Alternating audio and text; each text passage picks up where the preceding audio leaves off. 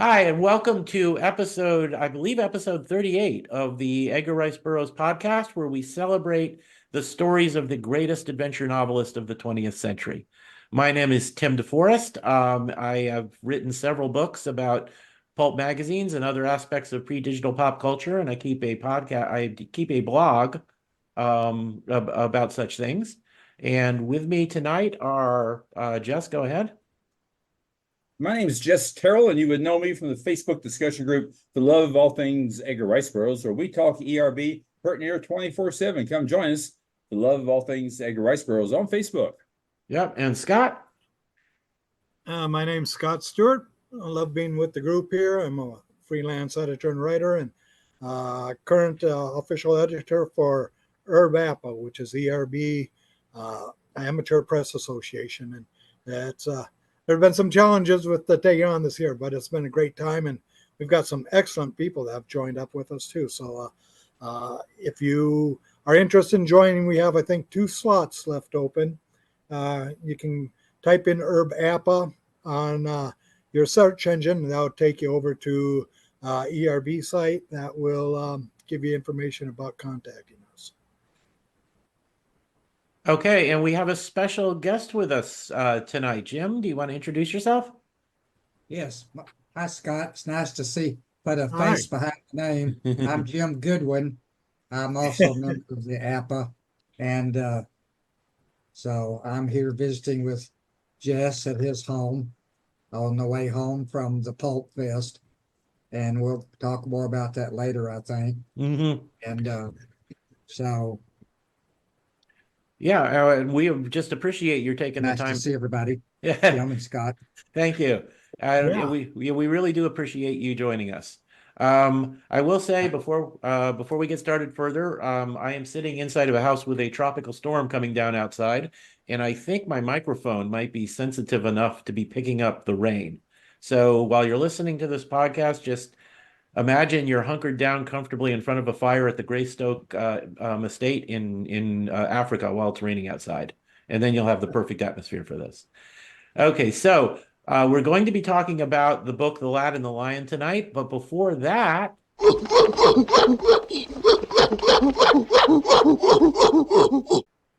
yes, I believe I hear the apes of Kershak reminding us that we have some special features. And as Jim mentioned, one of those special features is finding out about the Pulp Fest. Jim, what can you tell us about it?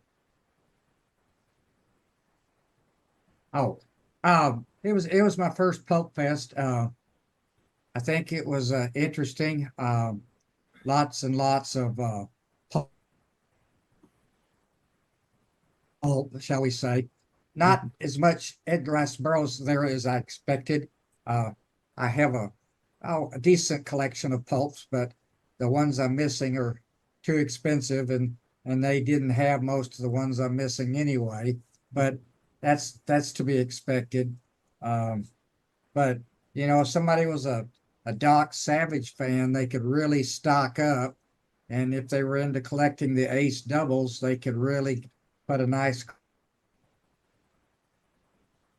collection of lots and lots of paperbacks were there. So, and lots of magazines, both old and reprints. So, and a large variety of different things. So I enjoyed it. I Cool. think the most important thing was getting to see friends. Mhm.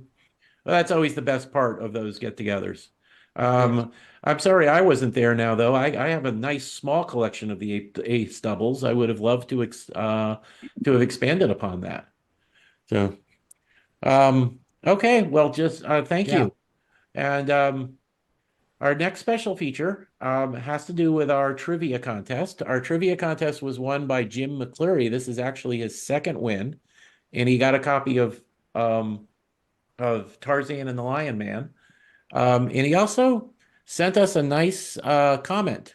If you remember last podcast, we were talking about the Swords of Mars. And at one point, there was a street in the city where most of the action was taking place called the Avenue of the Green Throat. And we talked about that as being an odd name for a street.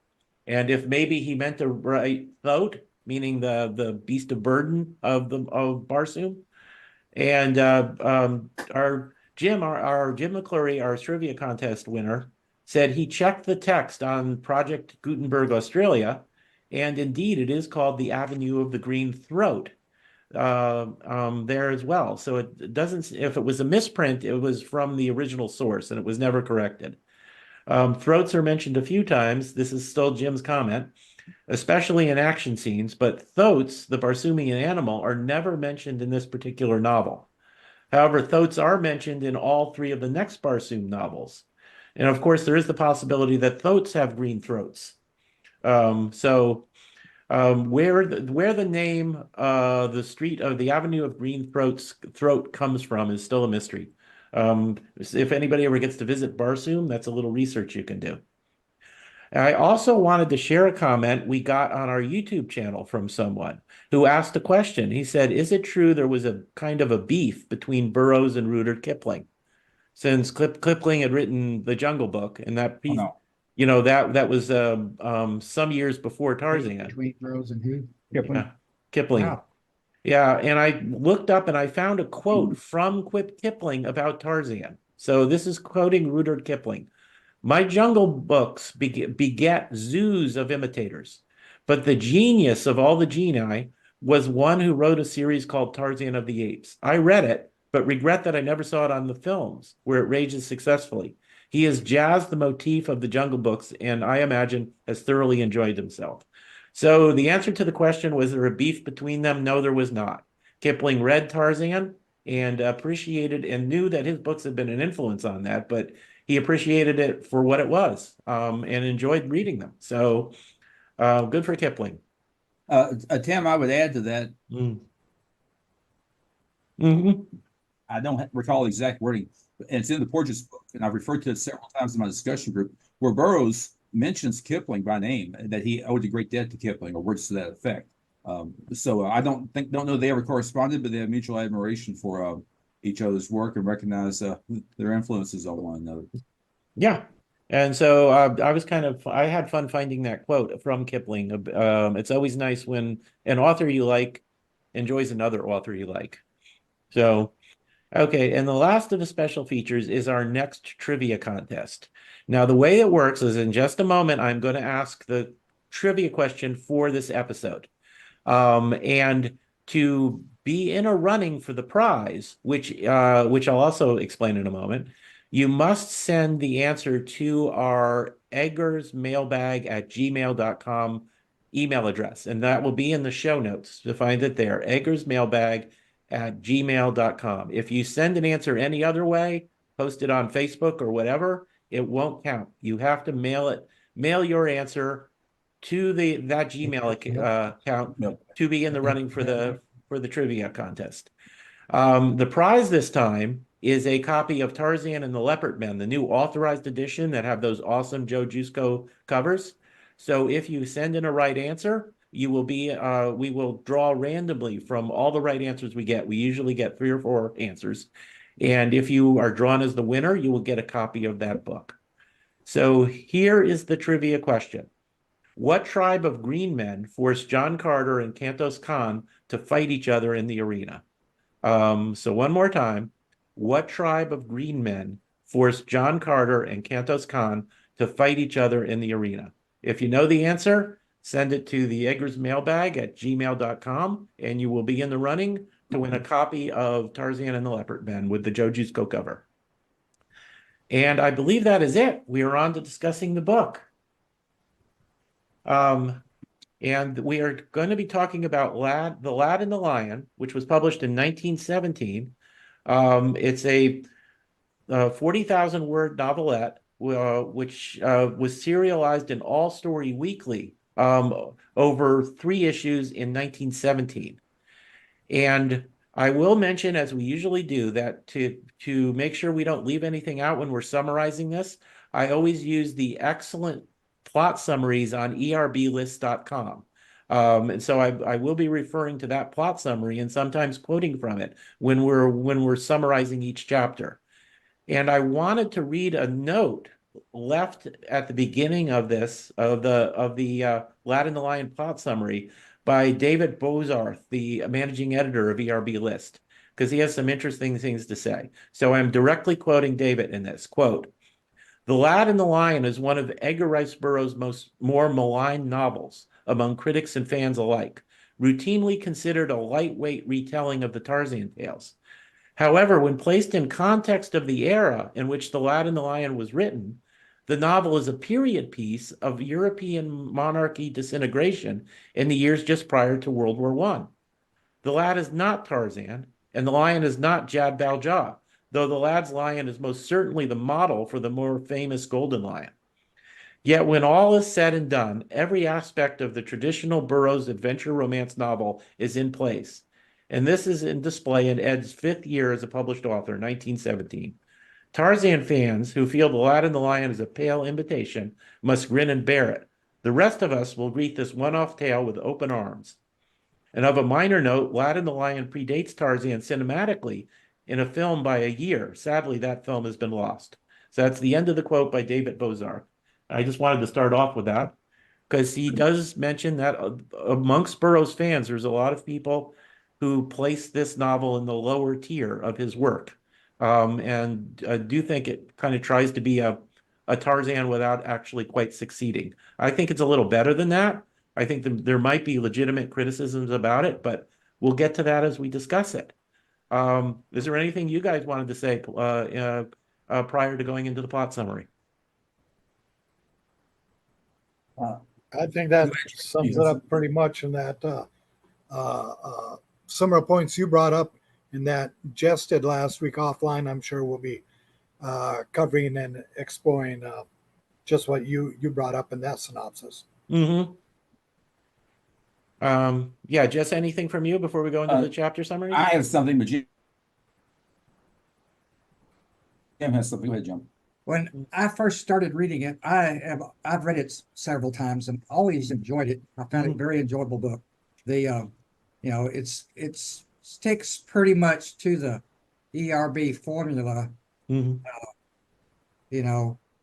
The difficult and portraying the difficulties of love. But I was struck by the somewhat similar aspect of The Lad and the Lion and Damocles and the Lion. Similarities to a small degree. I hope y'all are familiar with what I'm talking about. Mm-hmm. And I saw some parallels there and wondered if that was where he got part of his inspiration. Yeah, I think that's very insightful, and I think that's very possible. It was one of Aesop's fables. The Androcles draws the thorn out of the lion's paw, and then at a future time when he's thrown into the arena and about to be eaten, it's the same lion who leaves him alone. And I think that's very possible. It's often a theme in Burroughs's books that the hero will make friends with an animal, and it's usually through an act of kindness. David Innes saves the life of a hyena don and becomes his loyal follower. Or, Tarzan. The beast in for one. Mm-hmm. And all white and back to the Stone Age. Mm-hmm. One of my favorite characters, all white. Yes, the mammoth. And we have John Carter with Woola. He treats Woola with compassion, and Woola becomes his faithful follower for decades. So that I think the parallel to Aesop is a very good one to point out. I appreciate it, and I think it's something we can see in a number of Burroughs's novels. He portrays treating animals with kindness as something that animals will then repay in the future with loyalty and courage. So. Jess, anything from you before we get into the summaries? A couple of things. This book, in my opinion, at least as far as Burroughs is concerned, is just a little different than most of the books. And one of the things we're seeing is a lack of dialogue that is between the hero and his friends or sidekicks. In this case, the lion, and really both lions. If you talk about the lioness also. So a lack of dialogue between them. And dialogue is a necessary thing to inform the reader and to help move the plot forward. So Aziz or Michael doesn't really have anybody to talk with, someone he can exchange ideas with. Dialogue is a reason that oftentimes a hero will have a sidekick. It gives him somebody to talk to, so he can cover these things, and the reader or the listener or the viewer can pick up on all this valuable Yeah, I think that's true too. information. So that is absent from the story.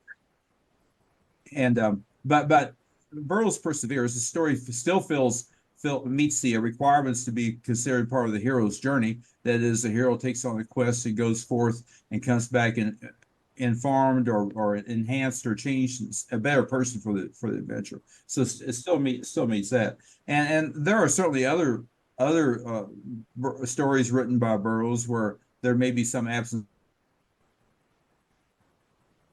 of dialogue, but it just jumped out at me with this story. That's all I have. Okay. Okay, well, we're going to begin our summary, and I'm going to just one more thing I'll say as a preliminary to that is that this book does do another odd thing, is it jumps from chapter to chapter between what basically are two different stories. The lad and the lion in Africa, and then back in his home kingdom, his unidentified European kingdom, where there's all sorts of plotting going on against the king. And I think that it's all meant to link thematically, that in the end, the Aziz or Michael, whatever you want to call him, has found a life amongst people he can trust, and a woman he knows he loves sincerely, as opposed to all the machinations and the forced or arranged marriages and the constant treachery that was going back in his home kingdom. So the decision he makes at the end to just stay where he is, and not go back even after he regains his memory is I think what links the two stories together. He knows he has it good where he is. Whereas if he went home, even if he got the throne, he'd have people constantly trying to backstab him. And, who wants that? He's got a woman he's in love with. He's got a life he enjoys. He's got a best friend with a lion. He doesn't need anything else. He doesn't need a kingdom. So I think that's the thematic link between the two stories. But starting off with chapter 1, it takes place in this unnamed European kingdom. I picture it kind of being right next to the kingdom from the Mad King, for no reason at all other than I have fun with that. So there's we meet the current king and his grandson, who's next in line. This is Prince Michael. His father is dead, so it's just his grandson. We also meet a bunch of villainous people plotting against him, including the king's brother, Prince Otto, and a count named Paul Sarnoff, and some other bad guys as well. Now the king is warned that there's an assassination attempt against him. He tells a general, Count Yonst, I'm going to say it's pronounced, to take Michael out of Europe so that nothing happens to him. Now the king goes riding, even though he was warned not to, and he's killed. And the Count Yonst prepared to take Michael out of the country. So that is chapter 1. It's already kind of set up this double premise. Michael's leaving the country. He's going to have his own set of adventures, whereas all the plotting and double crossing and assassinations back in the country is going to be going on its own. And I do imagine this being a Central European country, so a little one maybe in the Balkans, but there's nothing really that tells us where it is. So any comments from you guys about chapter 1? Jim, you had something. Go ahead. No. No. Okay. Well, I'll say a thing or two. So here in chapter 1, we meet 3 different people, and as I recollect, there's another 3 people that we meet soon after. I would recommend, and I do this as a matter of habit, that is to keep a notepad as to who all these people are, and maybe write down some of their characteristics and habits, bad habits or good habits, and which side of the fence they're on, that sort of thing. I think it helps the reader. And maybe it's just because I'm an old guy now, but it helps the reader keep track of all these people, because he throws a lot of names at you, and each of them has their own interest, their own agenda, so to speak. and they'll definitely play a part in the story. Okay, that's my observation of chapter 1. Go ahead. Whoever's next. Yeah, I'd agree with that too, and add a couple of comments here instead of waiting as we go through the chapters, because it is a short book and a short, a lot of chapters. And I think one thing I noticed much more than years ago, having read it younger and thinking of it being more of a young boy's adventure, is that, and some of the criticisms on this book, is that Burroughs seems to cut to the chase and just have things happen a lot of times. It doesn't, I didn't feel we got a chance to really get to know some of these characters. Chapter 1 happens and we know the assassination's coming up and he's out of the country by then, I believe. Or no, he's in the country before they take him out. But as Jeff said, with the number of characters in these numerous chapters in such a short book, I felt things weren't fleshed out as much. And speak about the next chapter or adventures that come up next couple of chapters with the boat and stuff like that. I had to read and reread a couple of times on the part coming up after the sinking out at sea and him surviving in the water, where he's suddenly being prodded or picked up and facing the madman. I'll just leave it at that. But even at that time when he's on the ship, there's not a lot of background going on. There's not a lot of fleshing out of the characters except just describing these incidents that almost stereotype them. And I'll just leave it at that for other explanations will be coming. Yeah. But I agree, by the time the book ends, we've been introduced to an awful lot of characters for a relatively short novel.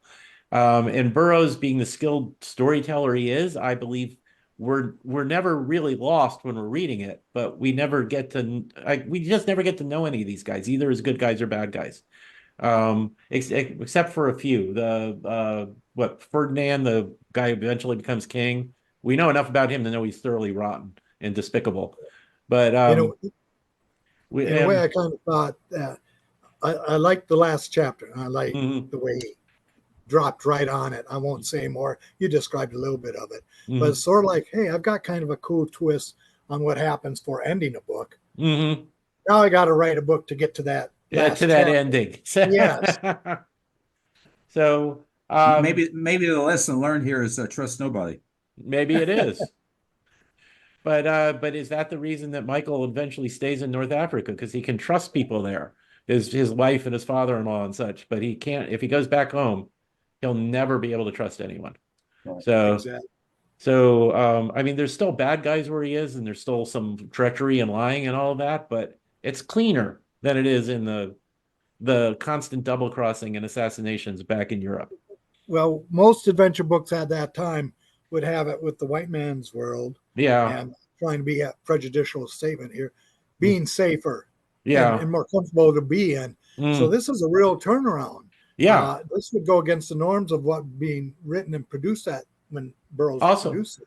Also that he marries an Arab woman. So he's marrying a woman who's, technically not the same color as him, which is a big deal in 1917. And Burroughs just says it's the right thing to do.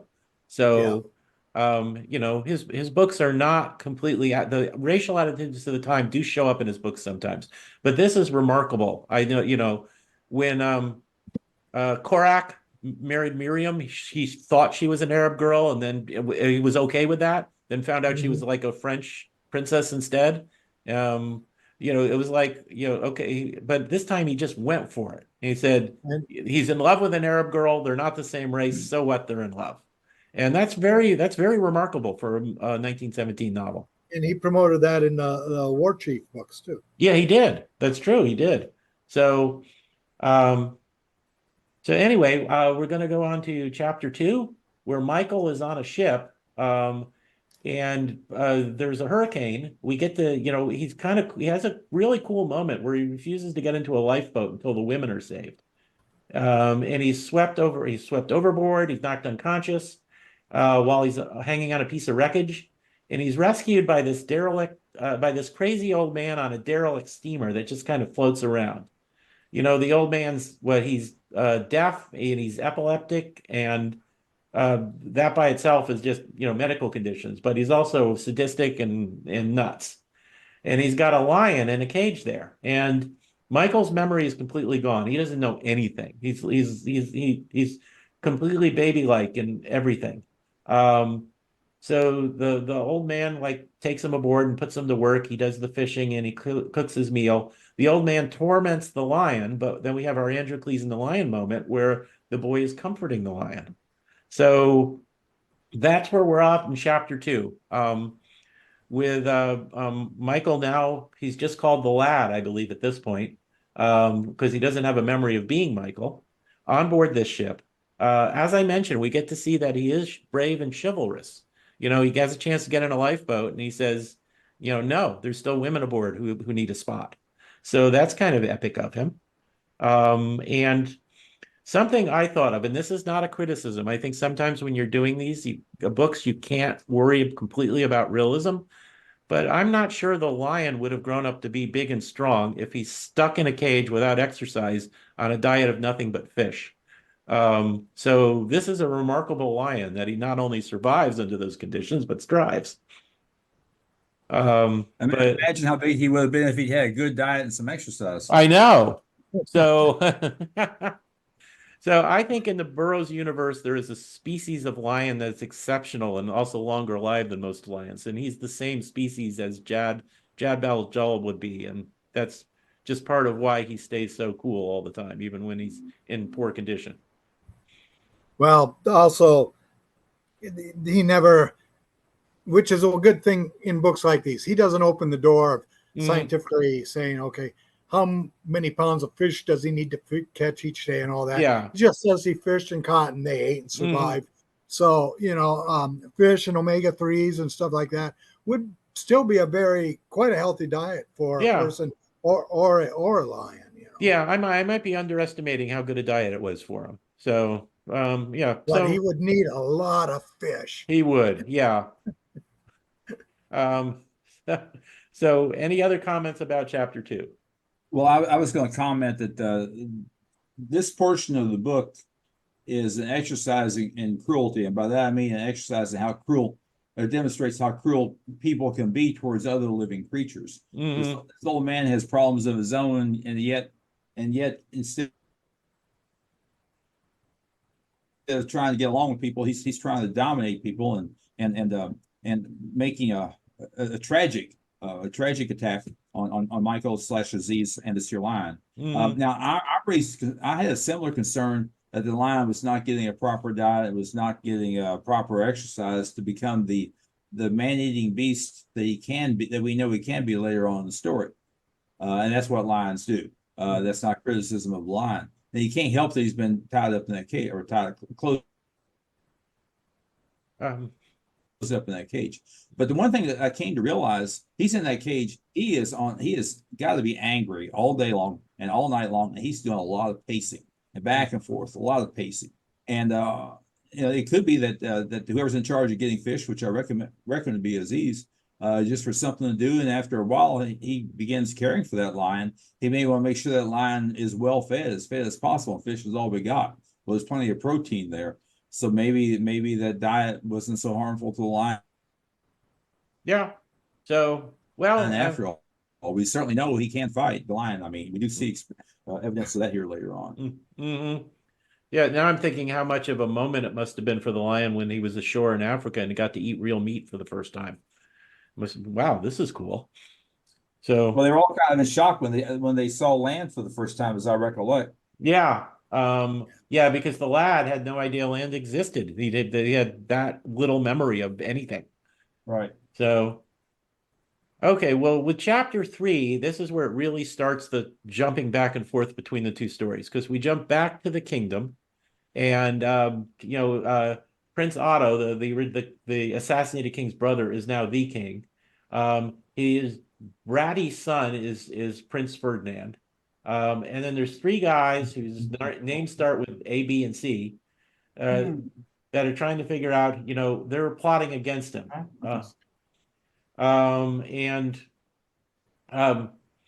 we just get scenes with it show that how much of a jerk Prince Ferdinand is. He throws an inkwell at the head of his tutor, who then wants to resign. And at one point in the chapter, Ferdinand goes out to the garden where he sees the gardener's daughter, Hilda de Groot, and he's gonna get a thing for her that will have consequences later on in the story. And that is chapter 3. He's just trying to, I think this is where he really begins to set up just how rotten everybody in this kingdom is, except maybe Hilda, who doesn't seem to be that bad. But everyone's either plotting against the king, and even though the king is probably a lousy king, the plotters don't seem like they're any better either. They just seem like they want to set up for power for themselves. Sometimes they'll say, hey, we're going to have a republic or a democracy, but you never believe them. You never believe them. You just think they're just everybody is rotten.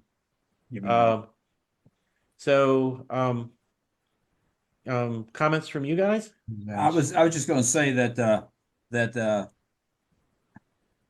this is an exercise. Well, there's a lot. I put it this way: there's a lot of characters introduced here, and this is a good opportunity to just get to know them for the reader, get to know them as best you can, because you're going to be seeing and hearing from them. Yeah. Of course, sometimes we meet characters and they're dead within a chapter or two, so they come and go too. So yeah, it is really a bit hard to keep track of the characters without a scorecard. I really think while you're reading the pacing is fast enough to where it doesn't bother you that much when you're reading it. But if I didn't have the plot summary done by the ERB list people, I'm not sure, even though I just read the book, I would have a hard time keeping a summary in my mind. So 15. yeah. So once again, thank you, ERB list, for doing this work for us. 15. Okay, when was Lad in the Line printed? 1917 when it was printed. Okay. I think Jim was driving towards the point here. Sorry. Do you have something, Jim? I see some parallels between the Lad in this portion of the book between the Lad in the Line and the Mad King, the Prince and the Pauper. Yeah, the Mad King precedes this. So Right. so it was written first. I think both halves of it were written first. Although I'm not absolutely sure of that without looking it up. What'd you say, Tim? I think both halves, because he wrote the Mad King in 2 halves that were not printed concurrently. Oh, both halves. But I think he had written both halves before Aladdin the Lion was written, or was published anyway. But I see some parallel plot here between the 2 books. Yeah, I think there is, and I looking towards the Twain's Prince and the Pauper, you kind of see some stuff there too. So that may have been an influence in this. Yeah, so that's another insightful comment. I appreciate that. Yeah, but this is also where the characters start to keep a little bit difficult to keep track of. Especially since not all of them live, and then some of them move on to other roles and so on and so forth. I shall might not be back. So any more comments on chapter 3? Not from me. Okay. No. Well, chapter 4 gets back to the lad, and apparently they spend several years drifting on this. They have a smallpox flag they put up whenever a ship passes by so that no one wants to board them. The lad is also forced to change the ship's identity, the name on it, so that no one ever realizes that it's the same ship floating out there for years or tries to board it. He learns sign language from the old man. The boy tries to teach that to the lion, but obviously that fails. And he's now a young man. I don't know if we're ever given his age. I imagine he's probably 18 or 19 years old by now. He's whipped all the time by the old man. At one point, when a ship passes, the lad sees other people on it. And this is the first time he realizes that there's other people in the world. As far as he knew, they were the only living beings that existed. At one point, the old man is beating the boy with a whip and an iron pipe. The lion breaks out and kills the old man. And he's eats at least some or all of the old man. The lad throws the corpse overboard. He will not. He instinctively knows that eating somebody is not a good thing, much like Tarzan instinctively knew that in Tarzan of the Apes. And so they drift for 6 more months, and finally the ship reaches land. So that is chapter 4.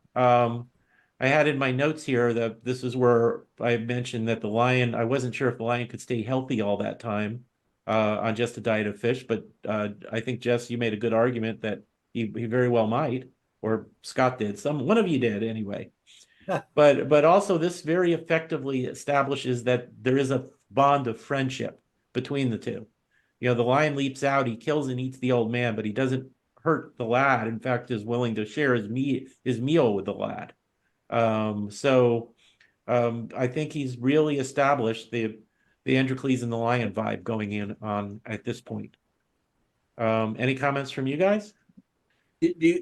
I meant to go back and look, and of course I forgot to until now. When Aziz /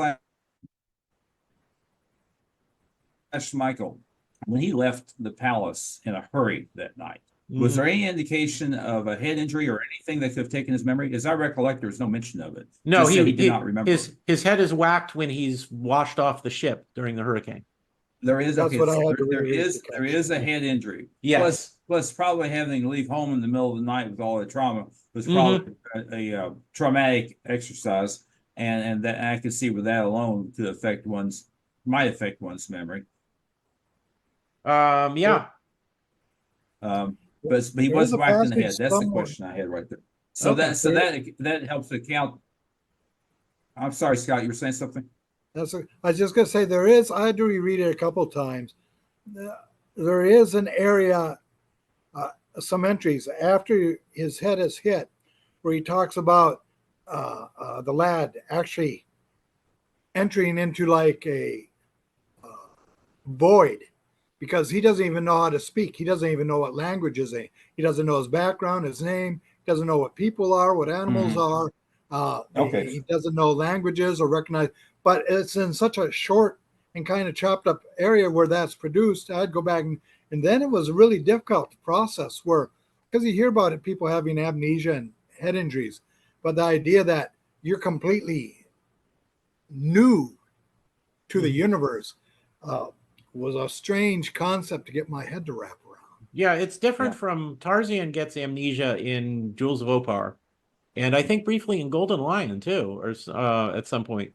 But he kind of reverts to. There's 4 stories. Yeah, he kind of reverts to just being an ape man before he met other people, you know, and he can still speak languages, and all of that. So he doesn't go to zero.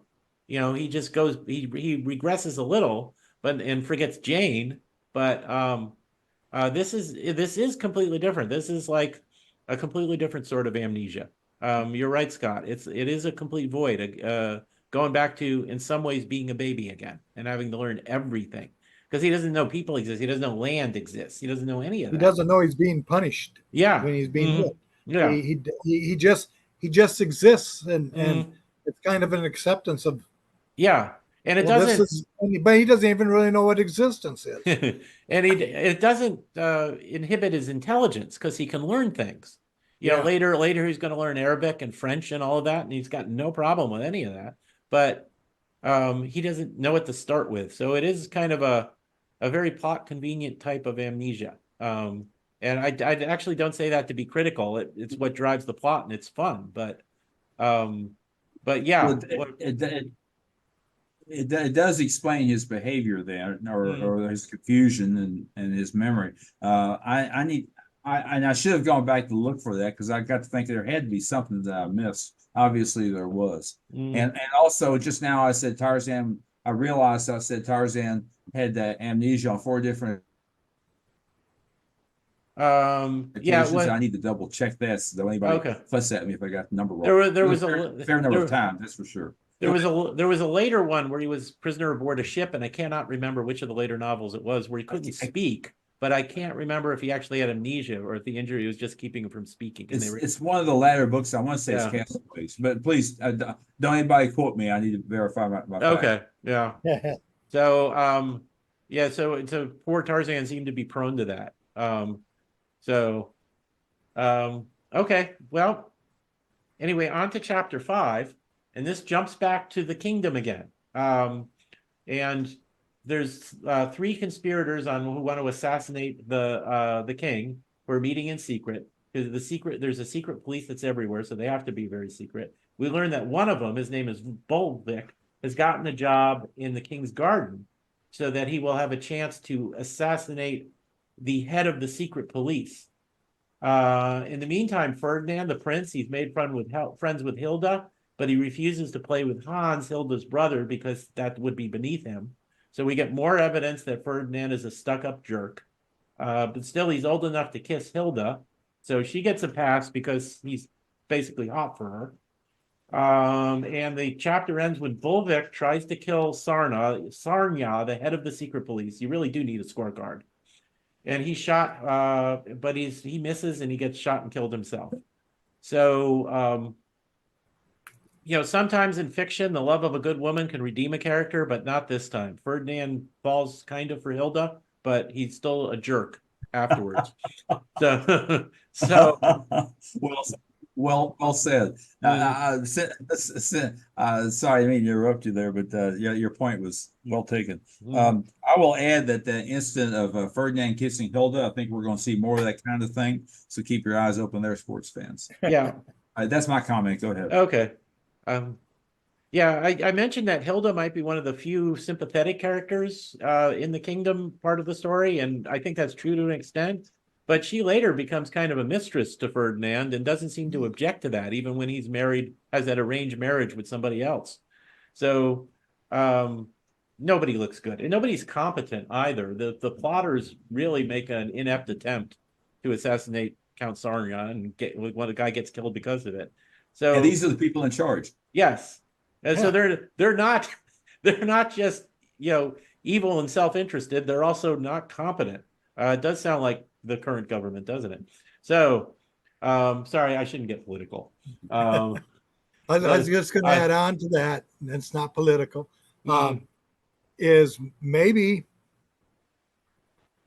Burroughs has a subtext going on here that with the lad becoming a void that has to fill itself by learning in the world shows how bad off the world really is, and that torn apart from prejudices or biases or knowing what good or bad or pain and all that is, as we know it, he grows into a person who accepts a life we wouldn't accept him to, that he considers to be safe, comfortable, admirable, and loving, as opposed to what he should be a rightful heir to. Okay, yeah, so he had to go through his total amnesia incident in order to escape all this double crossing and treachery back home, and get free of it.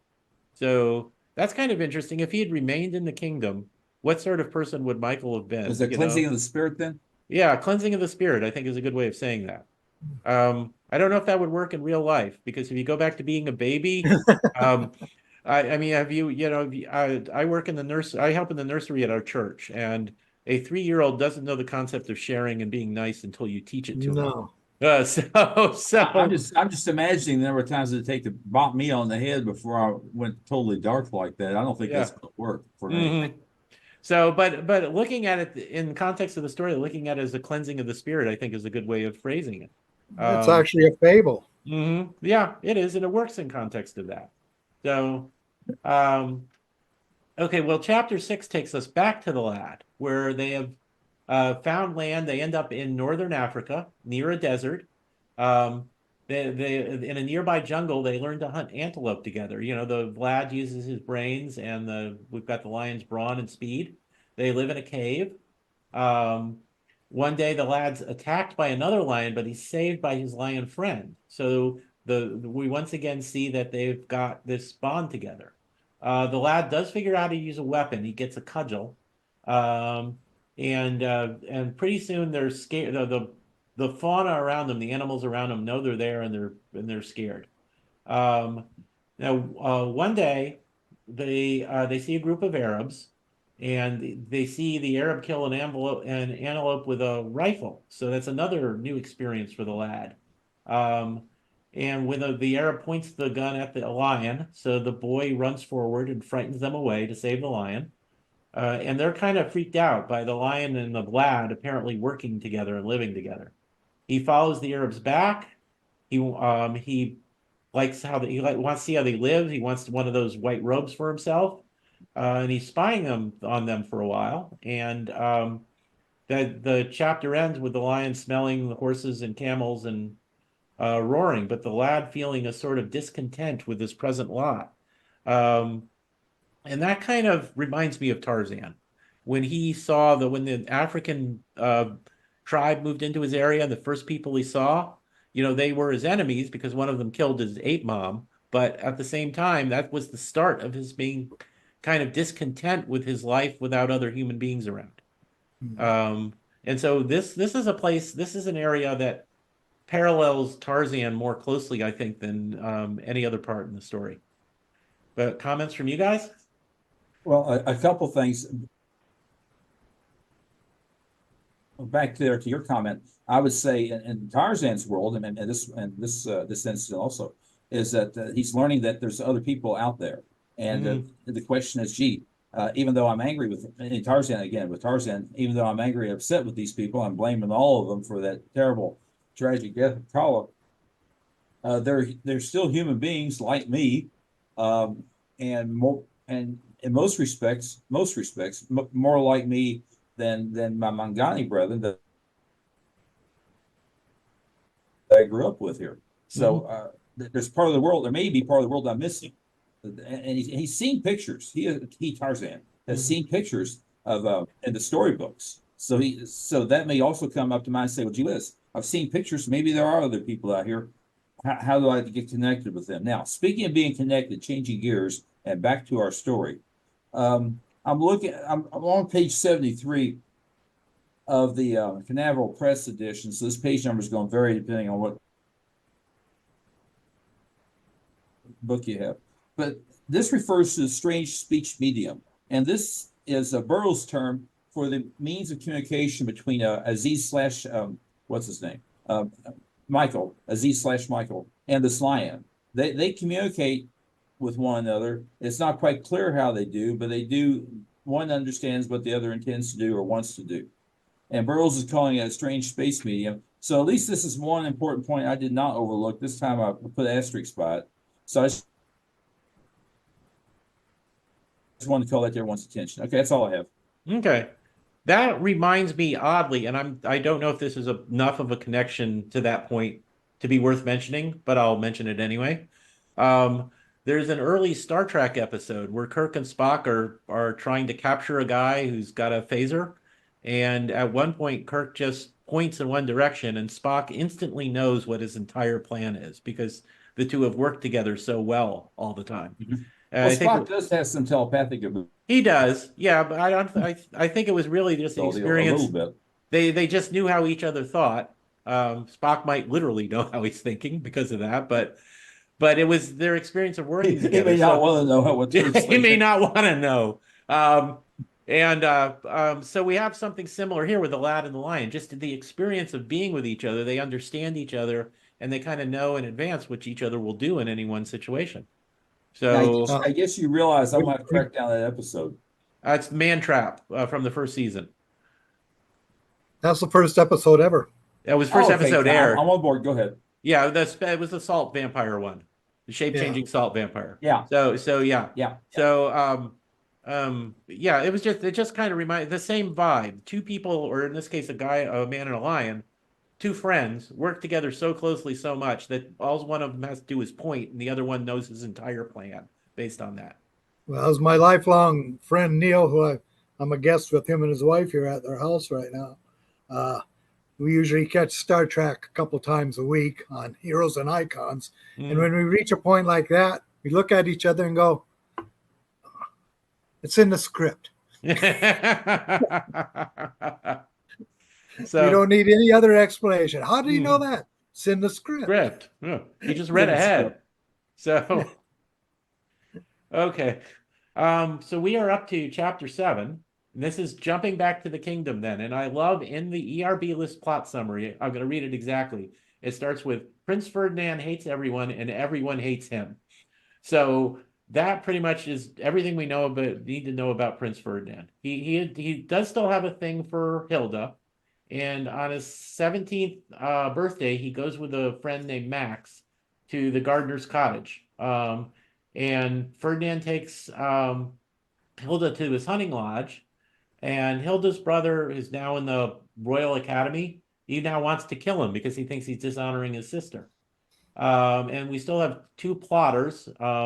Of the three original ones, one was killed a couple chapters ago. They're still plotting to kill the king. And they plan to enlist the aid of Ferdinand by getting one of them, his name is Carlin, inside the palace as a member of the guard. At one point, Hans is arrested in the garden, and he tells the king that Ferdinand is with his sister. And they're accosted by the king and by the Sarna, the head of the secret police at the hunting lodge. And the father, the gardener, is fired from his duties as a result of all this. So it's just, once again, everybody is being consistently rotten to each other and plotting against each other. Everyone's a jerk, and Hilda's dad loses his job because of that. And once again, I think you probably got from that summary that there's a lot of characters here. And when you're reading the story itself, you can follow along because, once again, Burroughs was an excellent storyteller who could explain clearly what was going on. But it's hard to summarize and be coherent because there's just so many characters. And there's so many different motivations that cross purposes to each other. Any comments from you guys? It's like watching three ping pong matches at the same time, trying to keep up with all. There's a good way of saying it. Yes. I was inspired to make a note for what it's worth. This is for future use. The Hans de Groot, and I like that name, de Groot. Hans de Groot wants to have it out with Ferdinand. He sees Hilda and Ferdinand leave together. That's just a little footnote that I made that might be of some interest later on. Okay. Yeah, and because that'll come back to be a thing later on too. Yeah, that's my point. But and Ferdinand is anxious to be the king also. That's another thing I got here. Yeah. And Ferdinand, I think it's important. We know by this point that Ferdinand could care less about being a good king in terms of being good to the people. He just wants stuff. I agree. Good king's not in his vocabulary. Yeah. He just wants, I'll tax them all to death and they can build me a cool castle. And I'll live with the hot girl that I want. That's literally his only motivation. He has no sense of responsibility at all. So chapter 8 takes us back to North Africa, where the Arab village is run by Sheikh Ali S. Haji. And one of the other Arabs, Ben Sada, who's going to turn out to be a bad guy, is telling the chief about the lad and the lion. And everybody laughs at him. And this includes Nakla. Nakla? Is that how you guys think of it? It's pronounced? All right, the first time I've said it out loud. Nakla is all I was thinking. Nakla, that sounds good to me. And Nakla or Nakla, whatever sounds good to you. Yeah. Okay. You say Nakla, I say Nakla. That's the chief's beautiful daughter, and she'll be the love interest in this eventually. She laughs too at the idea. But in the meantime, the lad and the lion, they've crept into the Arab corral. They kill a sheep and a horse. They're seen, but they're not shot at because everybody's just so surprised at this. And so they begin to hunt there often, the lad and the lion, just going after the Arab sheeps and stuff. The lad continues to, so this is like an easy source of food for them. And then later, Nakla goes into the desert alone, and her horse is scared off by the boy's lion. And she flees from the lad, and she is caught by a group of vicious outlaws, another Arab band. They're not part of the Sheikh's village. They're just wandering bad guys. And what waits for them, this means, quote, a hard fate worse than death, which means she's going to be eventually either sold into sexual slavery or raped. And she would end up in the harem somewhere. And the lad and the lion are coming to their rescue so it ends with kind of a cliffhanger there. And I think we probably know right from her introduction that Nakla is going to be an important character. Burroughs doesn't put in a beautiful woman without without purpose in in his stories.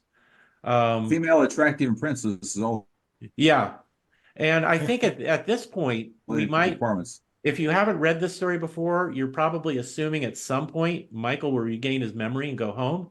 So we don't know if he'll end up with Nakla at this point. We guess he's going to be the love interest, but maybe it will be a kind of a bittersweet ending where I'll have to say, "Oh, I have to go home and rule, and I'm sorry to leave you," something like that. So I think the situation is one where we can't just automatically assume that Nakla and the lab will get together in the end. But any comments from you guys? Well, certainly to your point, this story does have, I would say, a rare oddity for a Burroughs story. And that is, yeah, that question comes up. Are these two people going to wind up together? Because we will discover later on that there's a third person. I don't want to spoil it just yet. I'll leave that to you all. But it does raise a good question. The other thing I wanted to point out here is that these of course we're talking about fictional people, but these Arab people who are native to this land, probably growing up there and lived there all their life, might be the only thing they know. They see a human being, a male, more or less Caucasian, running around with a lion and working with him. That's something that they probably thought they'd never see. They probably are totally amazed by that. So that's front page news. They see something like that going on, and it's the talk of the town. Okay, that's all I have. Go ahead. Mm-hmm. Okay. I think at this point was a juncture where I thought maybe it would have helped not to have so many subplots going on.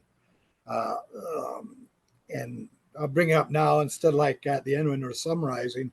Maybe this back and forth with his original home country could have been put off to the side because there's going to be plenty of things going on with the introducing of Nakla. And then the other characters that we know are going to come up. They're going to create an interesting web of conflict, let's say that way. This is where he could have gone through what we're going to see now and then the next 8 chapters or whatever to about the time when he gets his memory or after he does get his memory. They could have interjected maybe through news or maybe from someone who's visiting the tribe that knows the news of the world, where he might ask him, what do you know about this? And the guy could summarize more or less what we're taking as a third subplot and making it like a half a chapter summarization before at the very end when he sends off the note that he does, where he has a chance, I could go back there or not do there. And we wouldn't have 3 or 4 subplots we're winding through the entire book. Mm-hmm. Yeah, I think that's a good point. In fact, that's makes me think that the online comic strip adaptation of this, it's in the EdgarRiceBurroughs.com comic section. They pretty much left all the European stuff out, and they just streamlined the story that way. And just this is the story of the lad and the lion, and you didn't keep jumping back. Yeah, they didn't keep jumping. They just left it out. They excised it and just told the story straightforward. And any adaptation of this, if you made a movie out of it or something. That's a very good point. I saw that as well. I'm glad you did. Yeah, and it's too bad the movie version, the silent movie version, is lost, because how they would have handled that, I would bet money they probably did the Lad and the Lion story and didn't do the European stuff as well, because it would just make it a confusing movie adaptation if you tried to do that. Once again, I think Burroughs, there's room to criticize whether this was his best novel or not, but he's a good enough storyteller where you never get really lost with it, even if you can't remember all the characters afterwards. Where a movie maker would have a hard time bringing that across. And so, yeah, if he had just been summarized for him later on, that he got, here's a Paris newspaper from last month. It's got this story about, hey, that was my kingdom, and here's all this stuff that happened. And but on the other hand, you get a sense of how tragic it all is when in the end Hilda dies and his brother dies and all that, which emphasizes Aziz's decision to stay in North Africa as the wise one all the more. So there's that side of it as well. So this brings us to chapter 9, where we meet Yeah, as if we don't have enough characters in the European stuff, we meet a guy named Count Maximilian Lumsk, who's in exile in Switzerland, but he wants to go home to the kingdom. He meets one of the plotters, and they're plotting together. Because this guy Max thinks he wants to get the post of head of the secret police or head of the army. Should Ferdinand become king? So there's more people in on plotting now.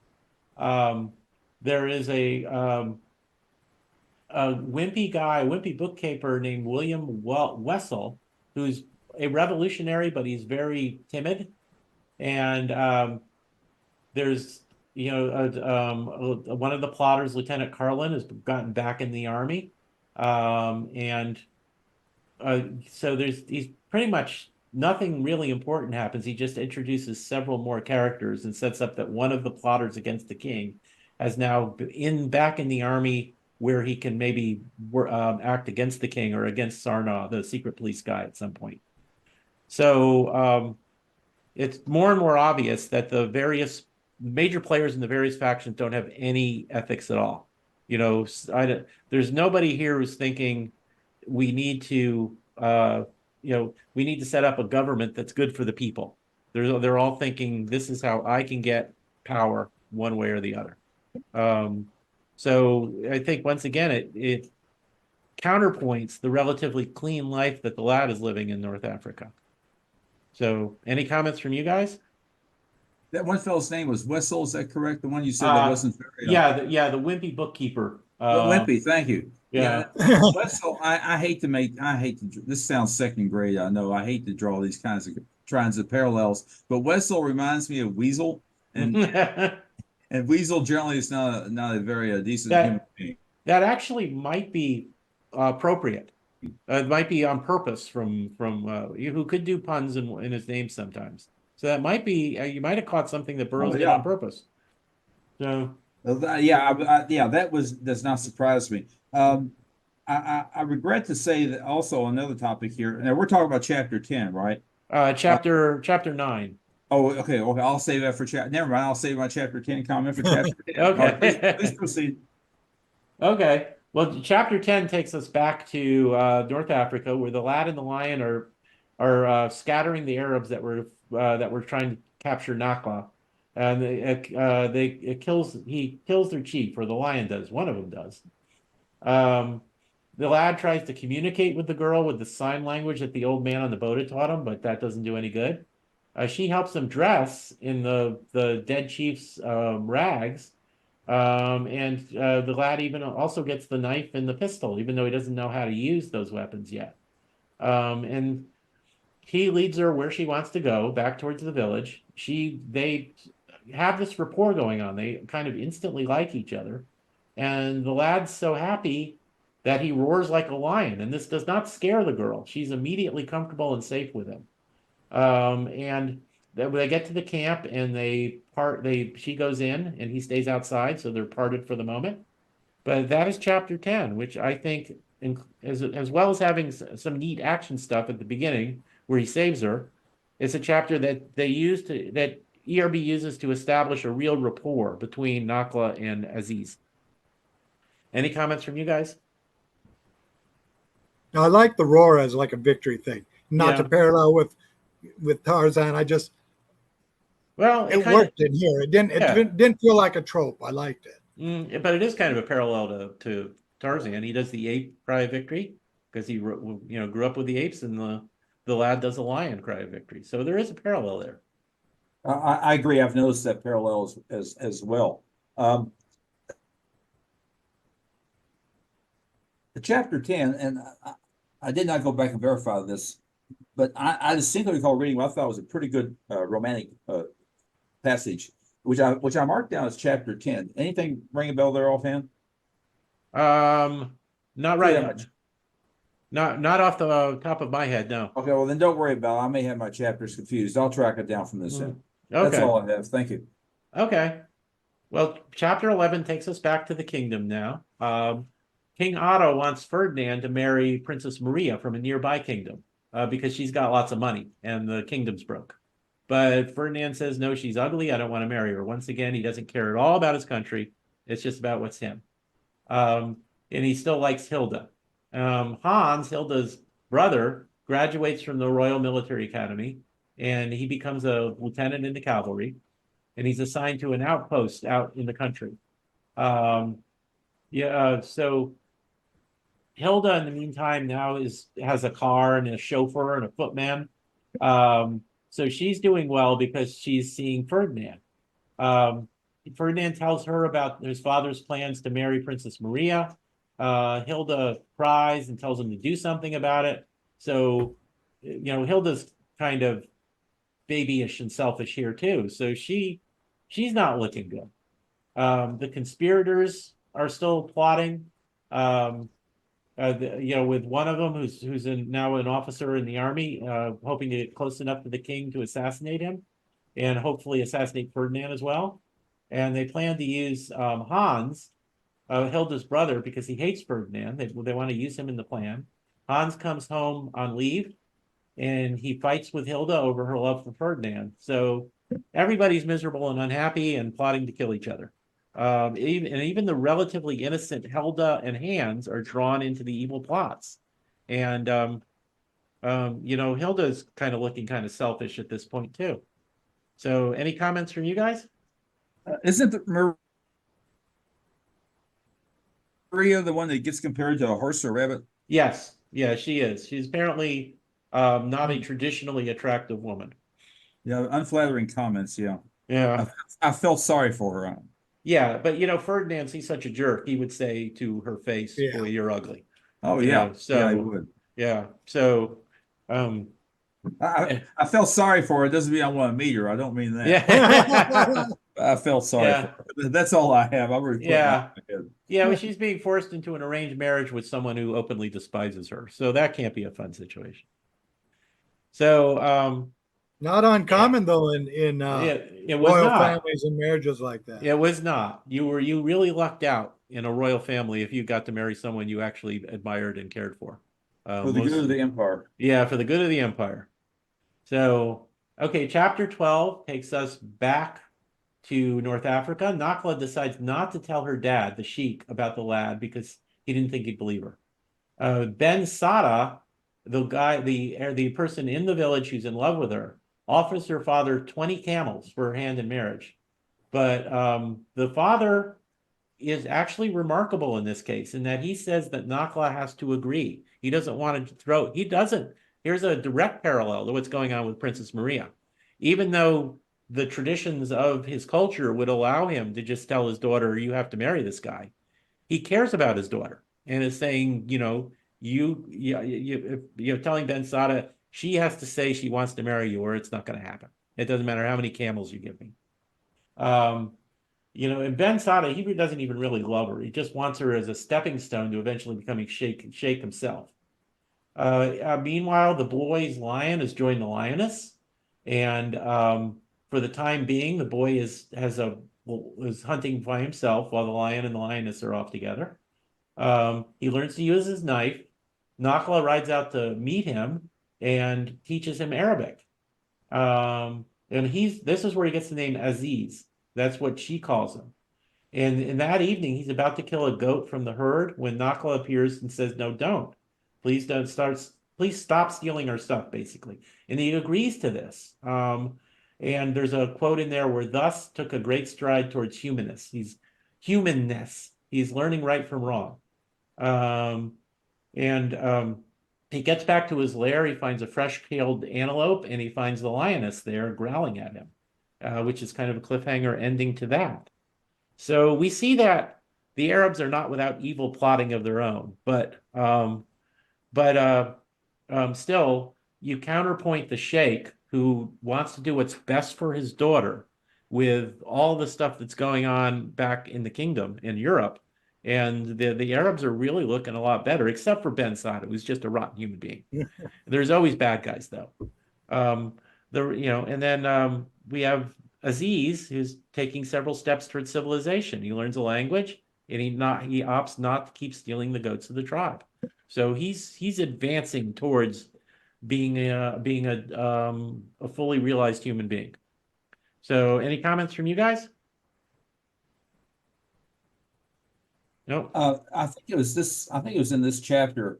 And by the way, I'm glad you mentioned the ERB webcomics. I went back and looked as well, and I saw that most of their focus was on, as you said, it was on the events there in North Africa. So I'm very glad you pointed that out. I went back looking at the ERB webcomics principally because I wanted to look at their artwork. And I distinctly recall when Aziz is by himself. There's a panel in the ERB webcomics.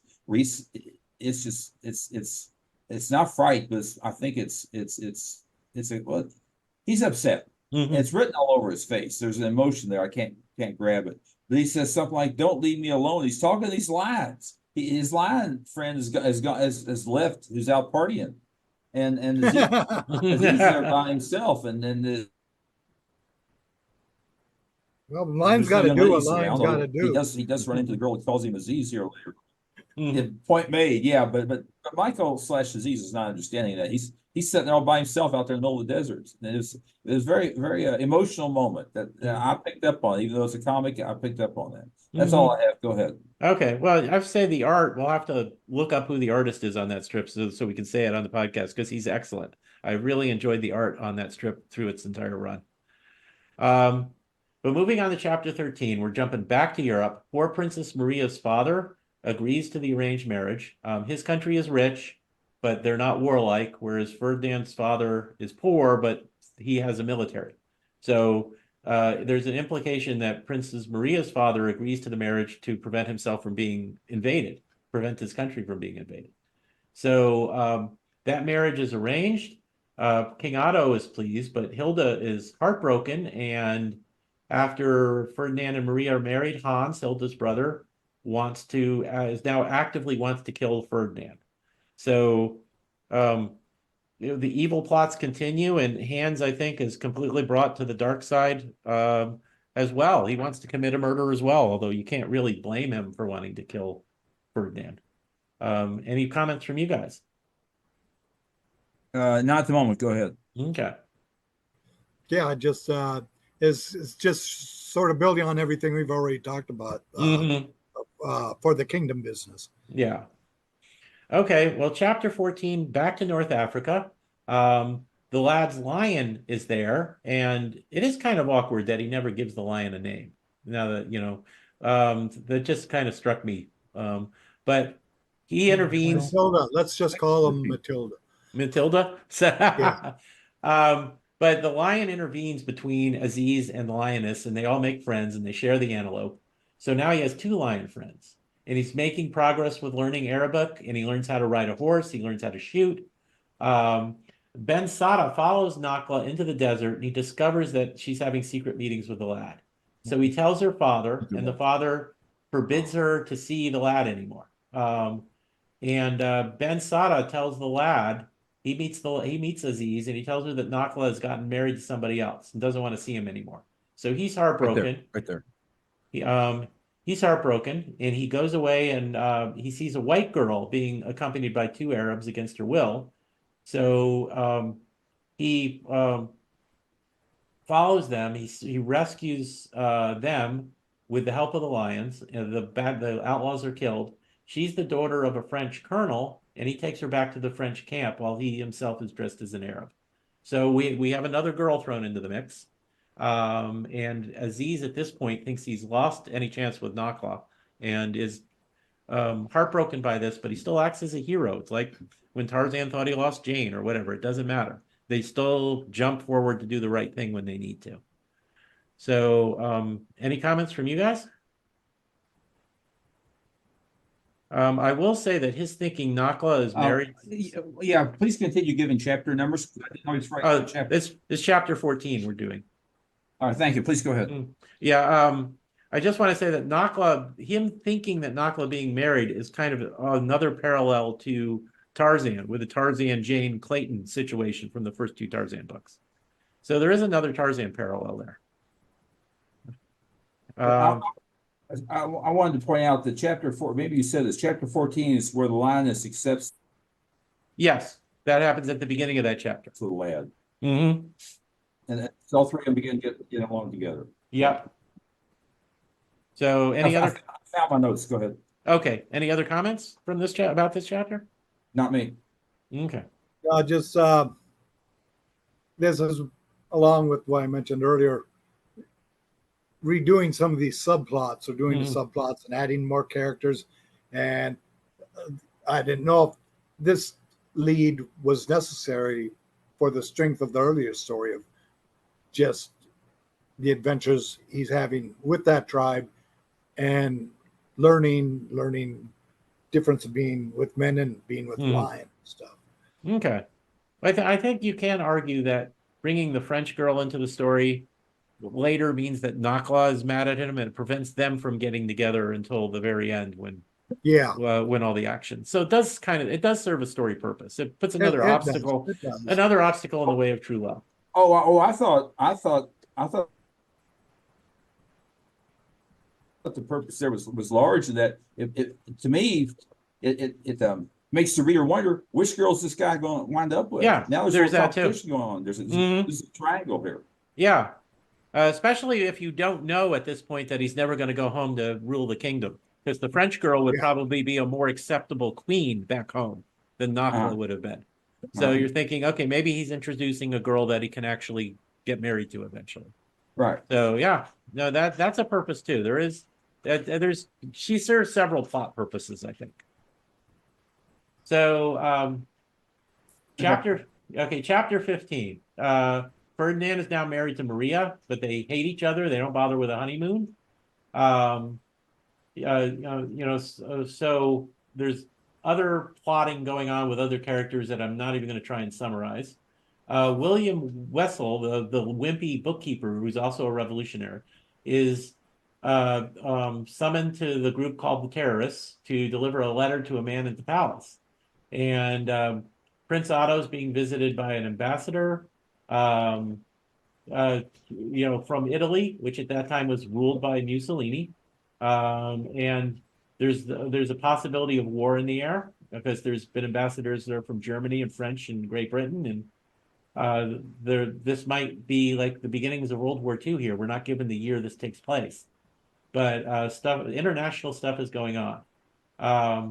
But it ends with William, the wimpy guy, going to the palace to deliver a letter, but then there's two shots and then something hits the ground next to him. So that's kind of an effective cliffhanger way.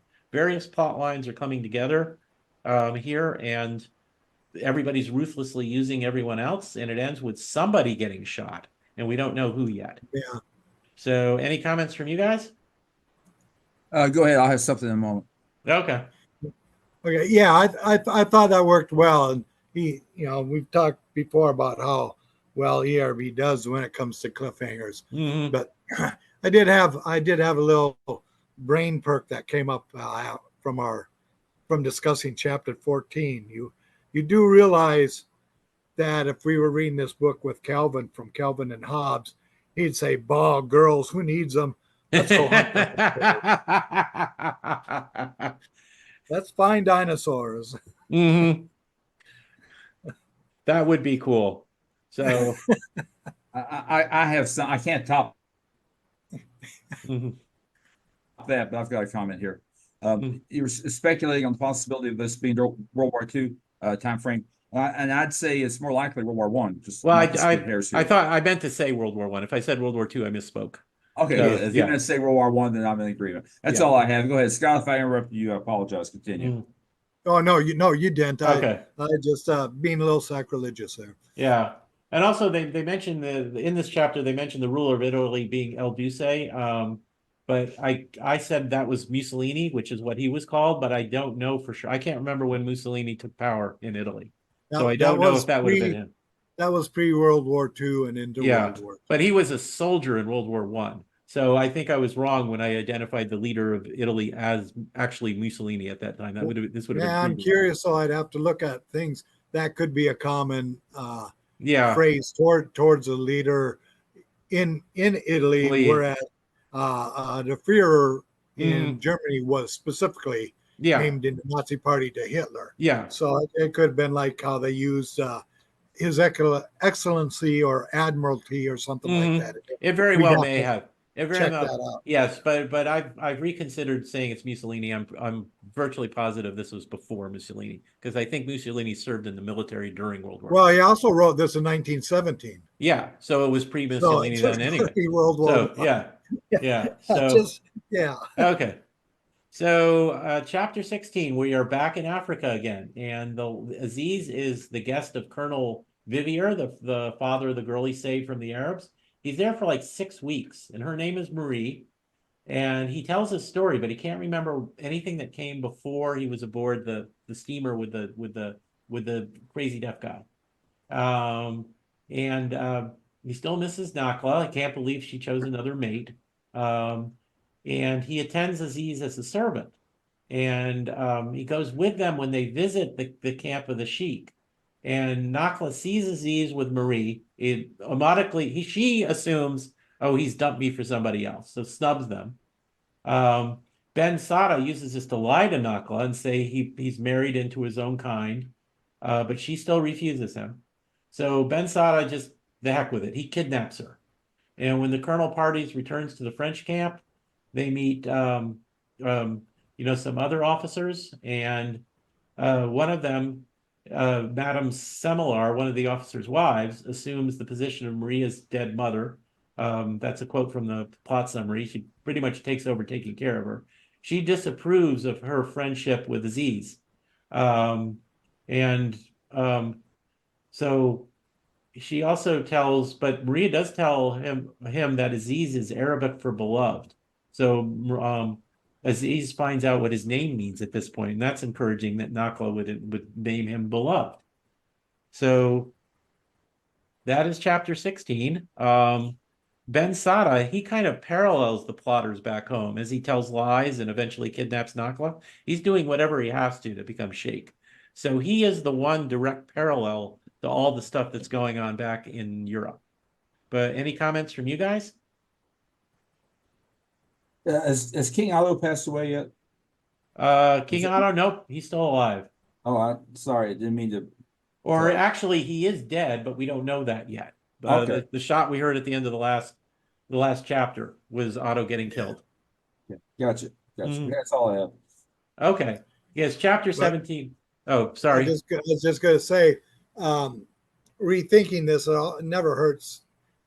When we're discussing and doing, when I was talking about too many subplots, now we're actually seeing a strong parallel to Mhm. keeping the uh, original kingdom story going, because we're seeing what happens with the political, both in Africa Mhm. and in if it's in Europe, uh, the designs that the royal families and those associated with the royal families have for marriages, whether they're a marriage in faith for love or a marriage of convenience. Ben wants to move in there because he wants political power. Well, it's not a whole lot different what's going on with the shenanigans in Europe either. Mhm. Yeah. So maybe he's trying to address those parallel stories of marriage and intrigue and faithfulness and non-faithfulness, Mhm. reflecting the two cultures. Yeah. I think I think that's a strong point.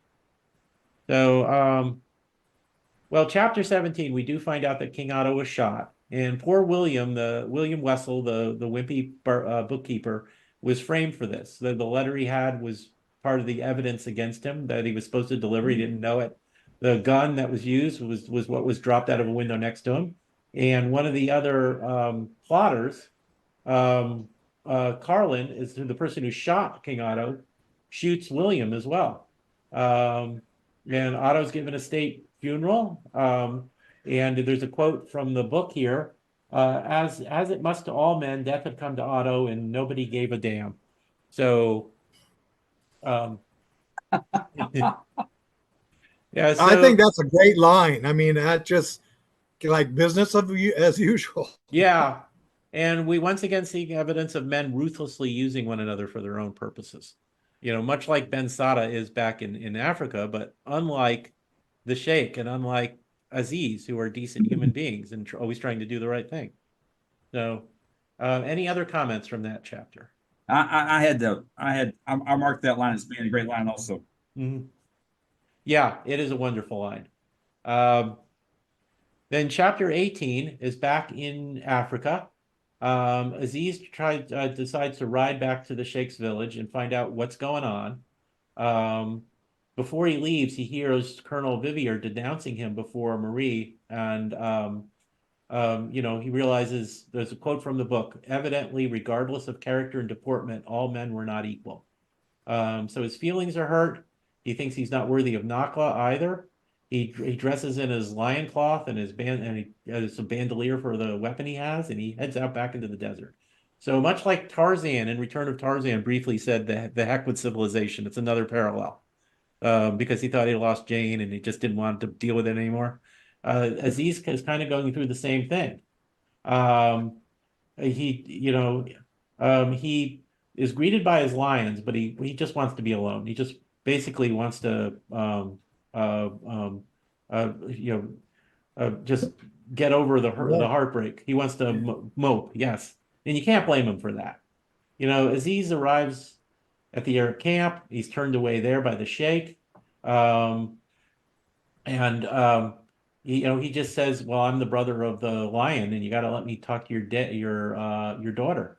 But when the sheikh looks for the daughter, he can't find her. He finds out that her horse is gone, and a follower of Ben Hassad arrives saying that Ben Hassad has the sheikh's daughter. Ben Sadah has the sheikh's daughter, and he wants a truce. So he says, you can come and get the daughter, but basically Ben Sadah is coming out in the open as a villain. He's saying, I got your daughter, you got to give me what I want, or I'm just going to stake her out in the desert.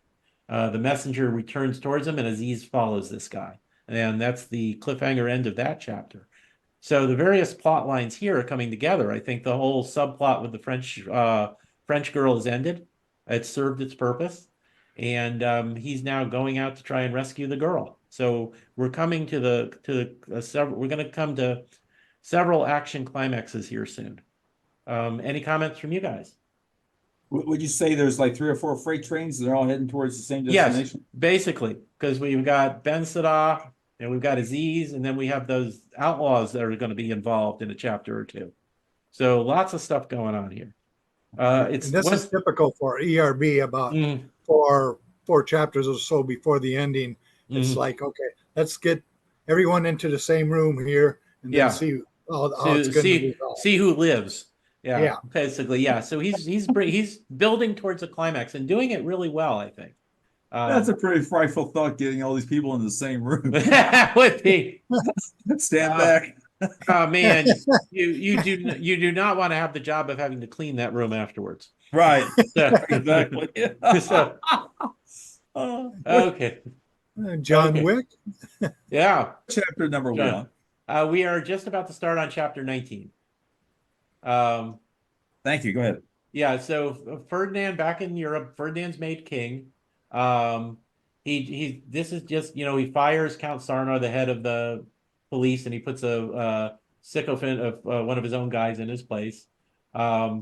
He doesn't try and make good with the people at all. He just says, I want stuff of myself. I want a palace.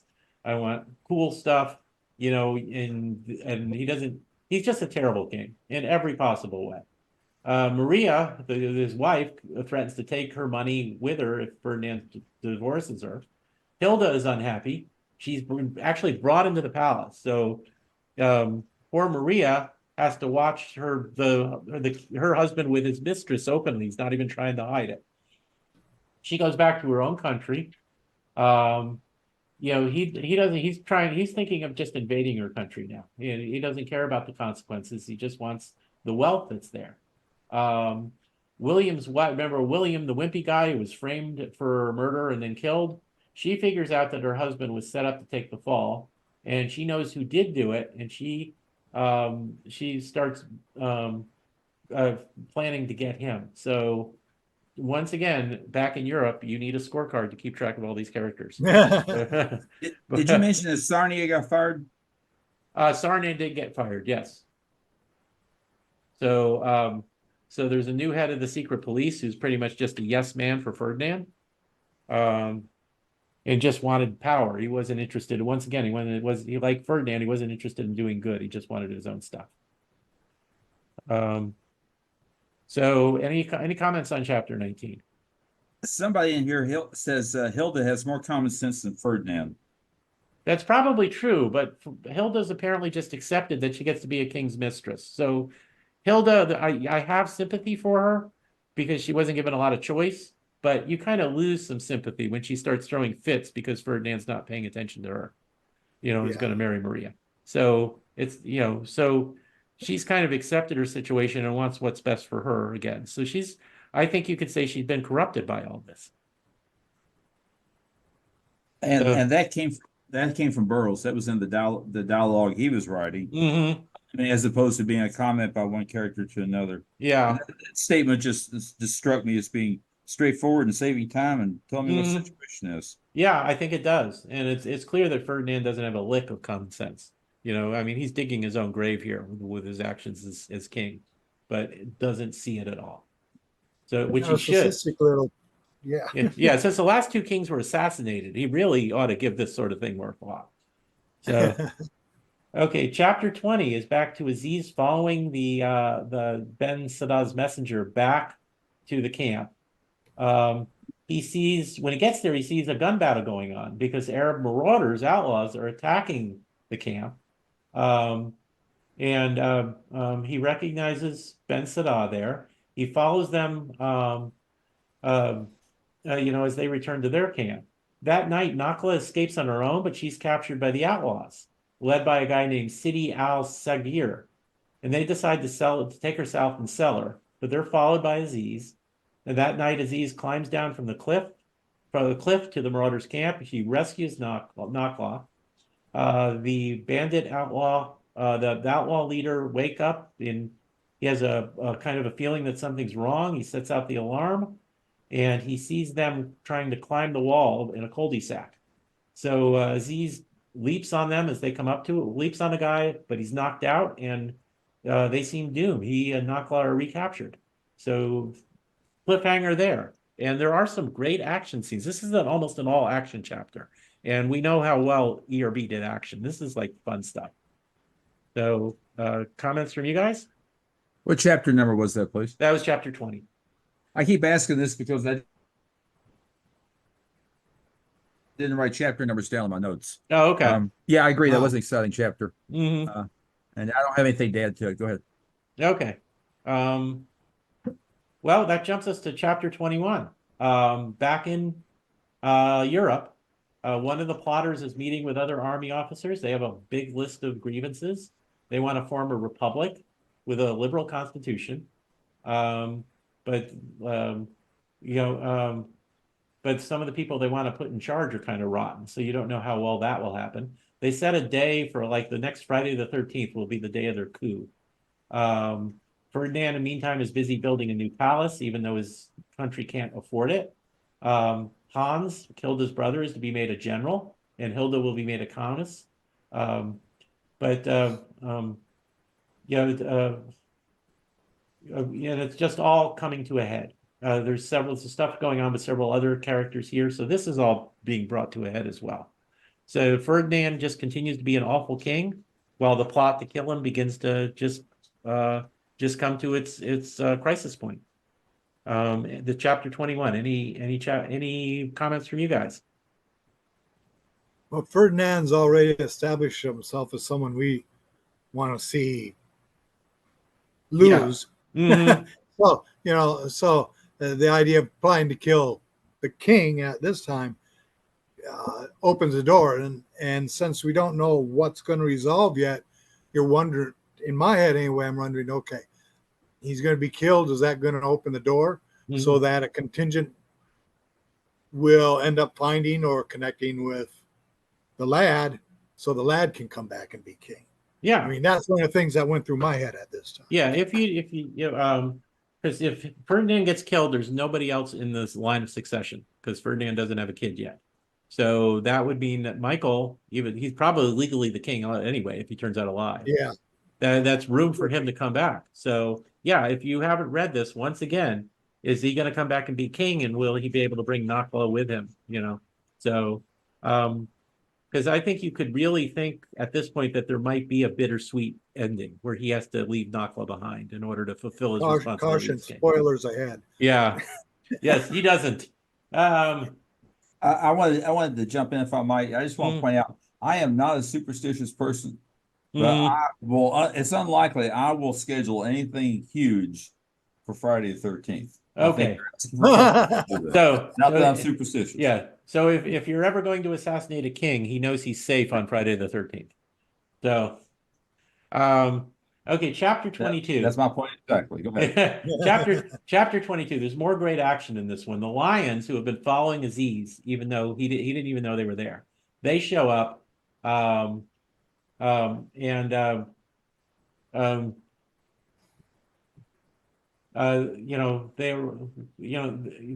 still there and they're approaching. Nakla is treating Aziz's wounds. They're both still prisoners of the outlaws, and in the morning they're taken south. Nakla is still giving Aziz like disdainful glances when she, because she still thinks of the French girl. And this is a point where you really wish they had just traded a couple of declarative sentences with each other, and they would have worked all this out. French soldiers arrive. There's a night gun battle with the Arabs. The outlaw leader runs off with Aziz and Nakla during the confusion, but the lions show up. They attack, and well, that's the end of the bandit leader. Another great quote from the book. Then the teeth of the lion man found his throat, and Sidi al-Sagir's ghost glided fearfully out of the wilderness of Africa into the unknown. So I think we've gotten rid of the last of the bad guys here, and Aziz and Nakla are free, but that's the end of the chapter. So once again, there's great action. This is just a wonderful action chapter. The situation seems much cleaner because there's bad guys, there's evil people, but there's also brave and good people. And that's what's missing from Europe, is you don't have any good guys there to balance out the bad guys and to give any sort of hope. So another way of comparing the two stories thematically. So any comments? And it's reducing the number of names we have to remember. Yeah. He's gradually killing off people, and we're making the cast of characters easier to remember. But isn't that ironic approach so by Burroughs? Because generally, and be prepared to cut this if I got it wrong, but my impression is that generally, folks of European heritage or European are from Europe, or folks from the United States paint themselves up as the heroes and the good guys, and it looks like looks like they're all villains, and we're the only decent people we're finding are down there in North Africa. Does that make sense? I think that's true, and I think that is a reversal of what we often find. That one of Burroughs' strengths, even though he did use racial stereotyping sometimes in his novels, one of his strengths was he recognized there was good guys and bad guys in all cultures and all races. But I think you can say that he's kind of deliberately mixing it up this time. The Arabs, who would normally be the go-to bad guys in a lot of pulp fiction, are there. That's where you find the good guys. The Sheikh is a cool guy. Nakla is awesome, and where back in Europe, everybody is rotten. And of course, we only meet the plotters and the royalty. We don't see the average people. But it does kind of mix it up. It's a good point. I think and it had to be deliberate, that he was deliberately reversing the racial or cultural absolutely, that we normally see in these stories. And all the good guys have beards. Yeah. So, well, good guys should have beards. I mean, if you don't have a beard, so okay. I had a good remark I was going to make, but I can't top that. Okay. It won't connect with the people since this is audio. But. Yeah, but we all have beards. We all have beards. Yeah. Point of order: we all have beards. So, but then Tarzan didn't have a beard. Captain Kirk didn't have a beard. So it's not a hard and fast rule. Yeah, he did. What? He did in another universe. They did? Okay. Well, no, he didn't. No, that was Spock. That was Spock. So evil Spock had a beard. That kind of ruins the whole point. So, okay. So, Sorry. so Never mind me. yeah. So in real life, good guys have beards. So okay. So in chapter 23, we get back to Europe for the conclusion of this story. Yeah, William's wife shoots the guy who was responsible for her husband's death. Um, Ferdinand tells Sarna he's planning on marching on the other country soon, but on Friday the 13th, he and Hilda are both assassinated by officers in the palace. Kind of reminds me, I don't know if this is deliberate, but Caligula was assassinated by his own guards in the palace because he was such a rotten emperor.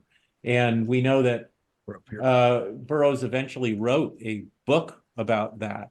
So maybe he was making the parallel deliberate there, or I'm just reaching. And Julius Caesar, while not his own guards, was supposed to be trusted friends. By his own friends, yeah. So Hans, Hilda's sister, shoots himself when he finds out about this. So basically everybody's dead. And we don't even know what's going on in this country now. So that wraps up chapter 23 with the death of Ferdinand and Hans and Hilda. That's, Hans possibly, Hilda being the only two arguably sympathetic people we met. And even they got wrapped up in the evil of it all. So it's very sordid and it's very dirty once again compared to the relatively clean adventure taking place in North Africa, where you at least have some people who are acting heroically. So, any comments from you guys? If I could jump in here. Absolute power corrupts absolutely. That's the thought that I wanted to add a chapter ago, and I think it still applies to our conversation. And to look at what's going on in Europe in this story, and then some of the actions of Europe. Down to the people that Aziz is dealing with. All of them have some measure of power. And they're seeking more power, more wealth, more riches. They're not looking out for the people. They're not being a good leader. They're thinking of themselves, period. Hence the phrase, absolute power corrupts absolutely. Okay, that's my point. Go ahead. I think that's an excellent point, and I think Burroughs is trying to demonstrate that here. I think it is worth mentioning in the larger Edgar Rice Burroughs universe, you do have people with relative absolute power who are still good guys. John Carter as Warlord of Mars, Barney Custer in his country, his name I'm forgetting now. So there are people who can handle power, but they're rare. And I think the point that absolute power corrupts is one of the points that Burroughs is making. Political but religious. Oh yeah, I agree. So okay, moving on to chapter 24. So Aziz and Nakla, they've been rescued by the lions. Aziz makes sure the lioness knows that Nakla's a friend as well. The lies that Ben Sada told are sorted out, so they finally kiss. The Sheikh comes riding up, angry when he sees them together, but then he agrees to the match. So once again, you have the European, the white guy, falling in love with the Arab woman, and in the context of the story, Burroughs is obviously completely cool with this. Once again, for a story from 1917, I once again think that I would argue that this is very remarkable. Aziz is still he falls unconscious from the blow to the head he took earlier, and when he wakes up, he remembers everything. But he almost immediately decides, I'm not going back to that mess in Europe. I got my girl here. I got the Sheikh is a cool guy. This is where I'm staying. He doesn't even think about it. It's all those memories flooding back, and he just goes, okay, no to that stuff. I know when I got it good. So good for him. So any comments from you guys? Well, I was just thinking Aziz is the guy that grew up more or less on a abandoned boat. Yeah. With just a lion and who is stuck in a cage, and a crazy guy for company. Yeah. He knows a good thing when he sees one. That's all for me.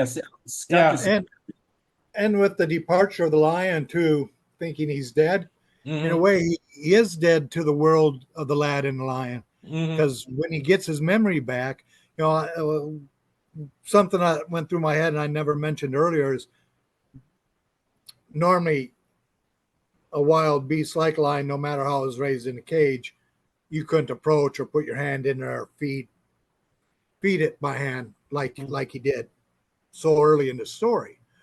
But since he was void to our world, there's the legend or the belief animals can smell fear.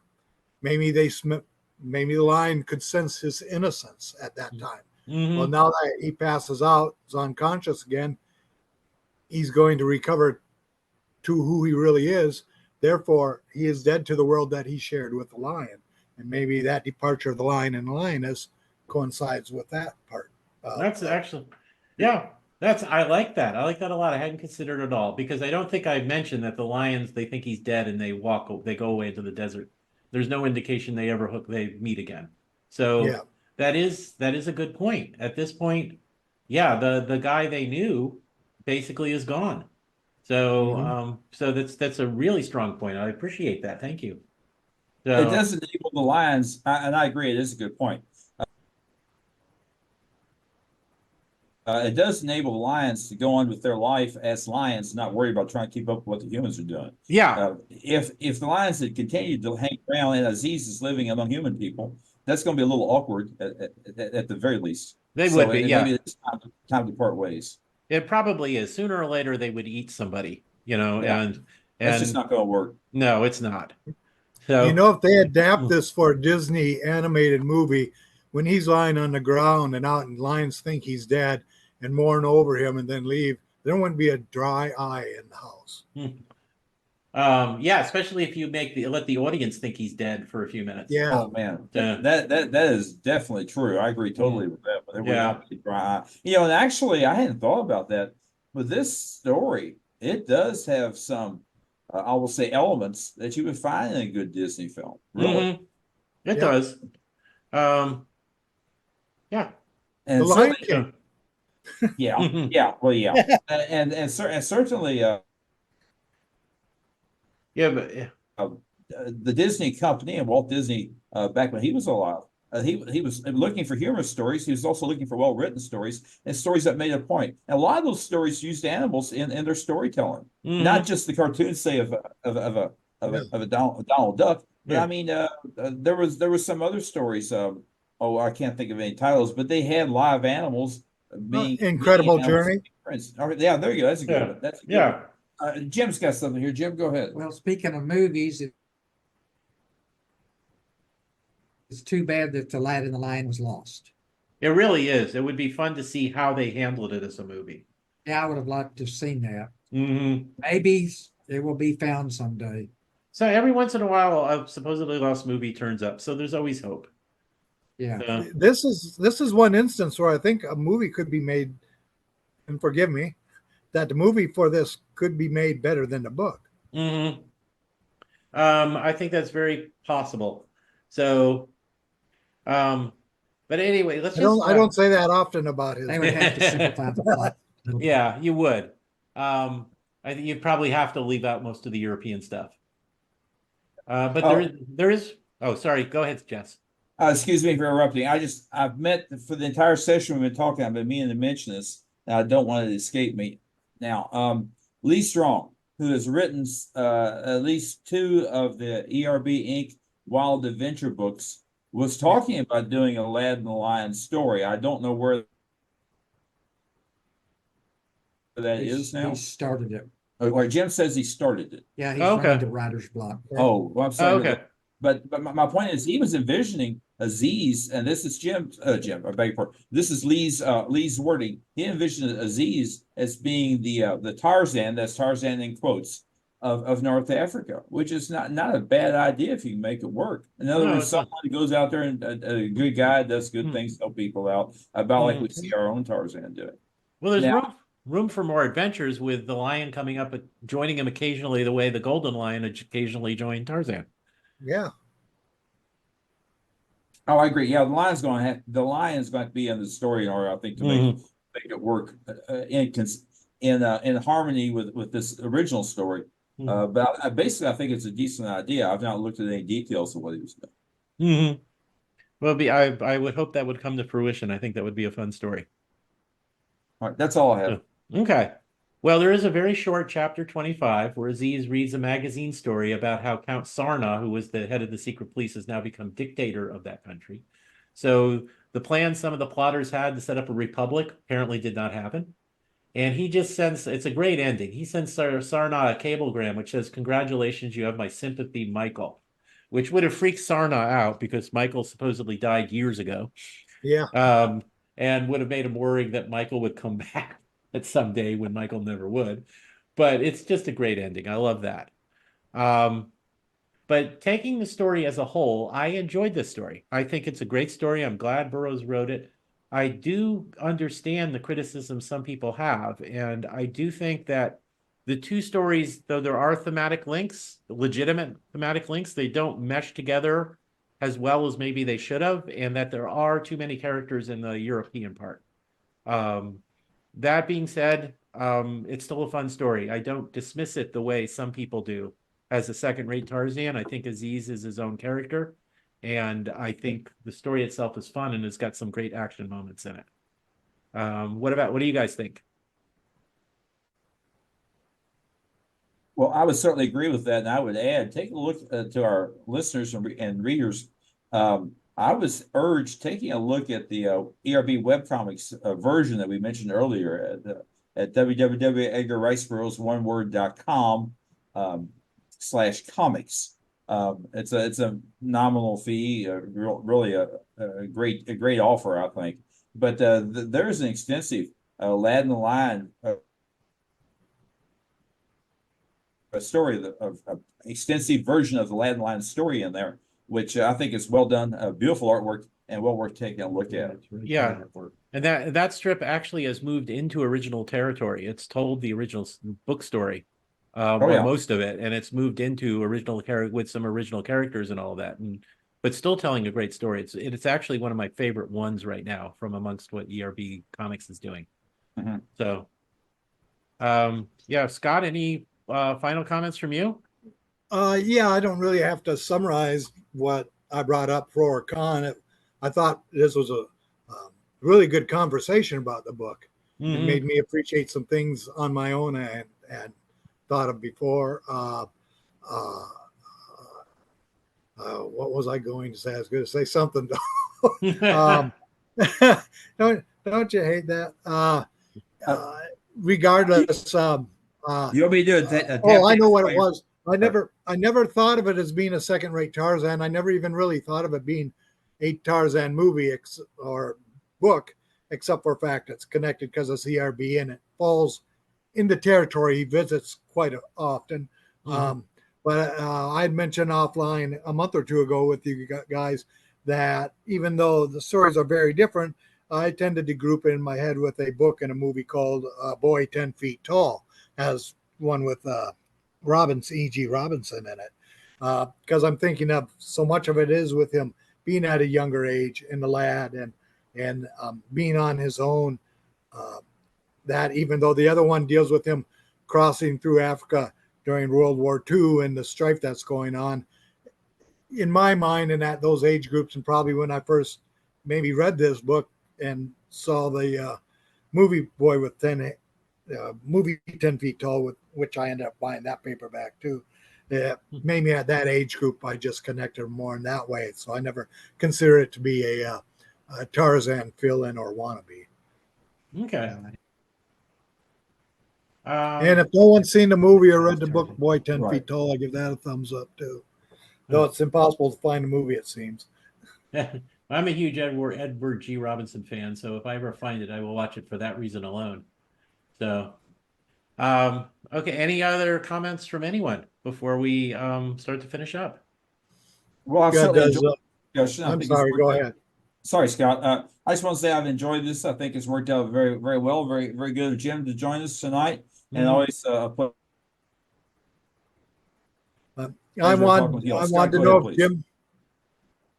Oh, sorry. I want to know if Jim had any books or groups or magazines he wanted to promote. Oh, well, one of the things that happened in the Burroughs Bibliophiles meeting last night was that the Burroughs Bibliophiles accepted the Burke project, the if you don't know what that is, I have done a bibliography of the A.L. Burt Tarzan editions of all the variations that I could find, about 170 variations among the 5 books.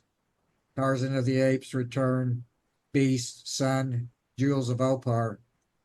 And Bibliophiles is going to publish it under the House of Greystoke Publishing moniker. And we're going to sell it print on demand, probably through Amazon.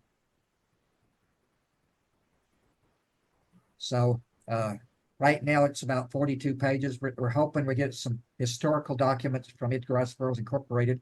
They have agreed to authorize its official release. So I'm looking forward to that being put out as another bibliography for us collectors. You have any questions? That I just highly recommend the books you've worked on. What do you say? The books you worked on. The books I worked on, I helped Joe Lukes do his Grosset and Dunlap bibliography. I did the bibliography of the Ace and Valentine Del Rey. That was my first standalone book, so this would be my second standalone book. Well, I give them big thumbs up and recommend them Mhm. to anybody who doesn't have them. They're your standalone and other ones you've helped on. And I know Jess has worked on them and stuff too. And Tim's got his historical reference books. And for anybody out there who isn't familiar or hasn't seen them or looked at them, they're incredible works. Very, very, very accurate with great information. I highly recommend all of them. Thank you. Yeah, I'm familiar with the Ace Valentine reference one, and it is just wonderful, and it's very valuable to Burroughs scholarship. So I'm looking forward to the new book. Yeah, it's not a very long book. Like I said, right now it's only 42 pages. Of course, we have to add a title page and a few other things. We're hoping again that we get a few pages of just more. I've got some historical documents that went between McClurg and A.L. Burt on sales figures and contracts and stuff. I got some copies of that. And then I also have some sales figures for the 5 books over the different years. And it's quite significant on some of those. Some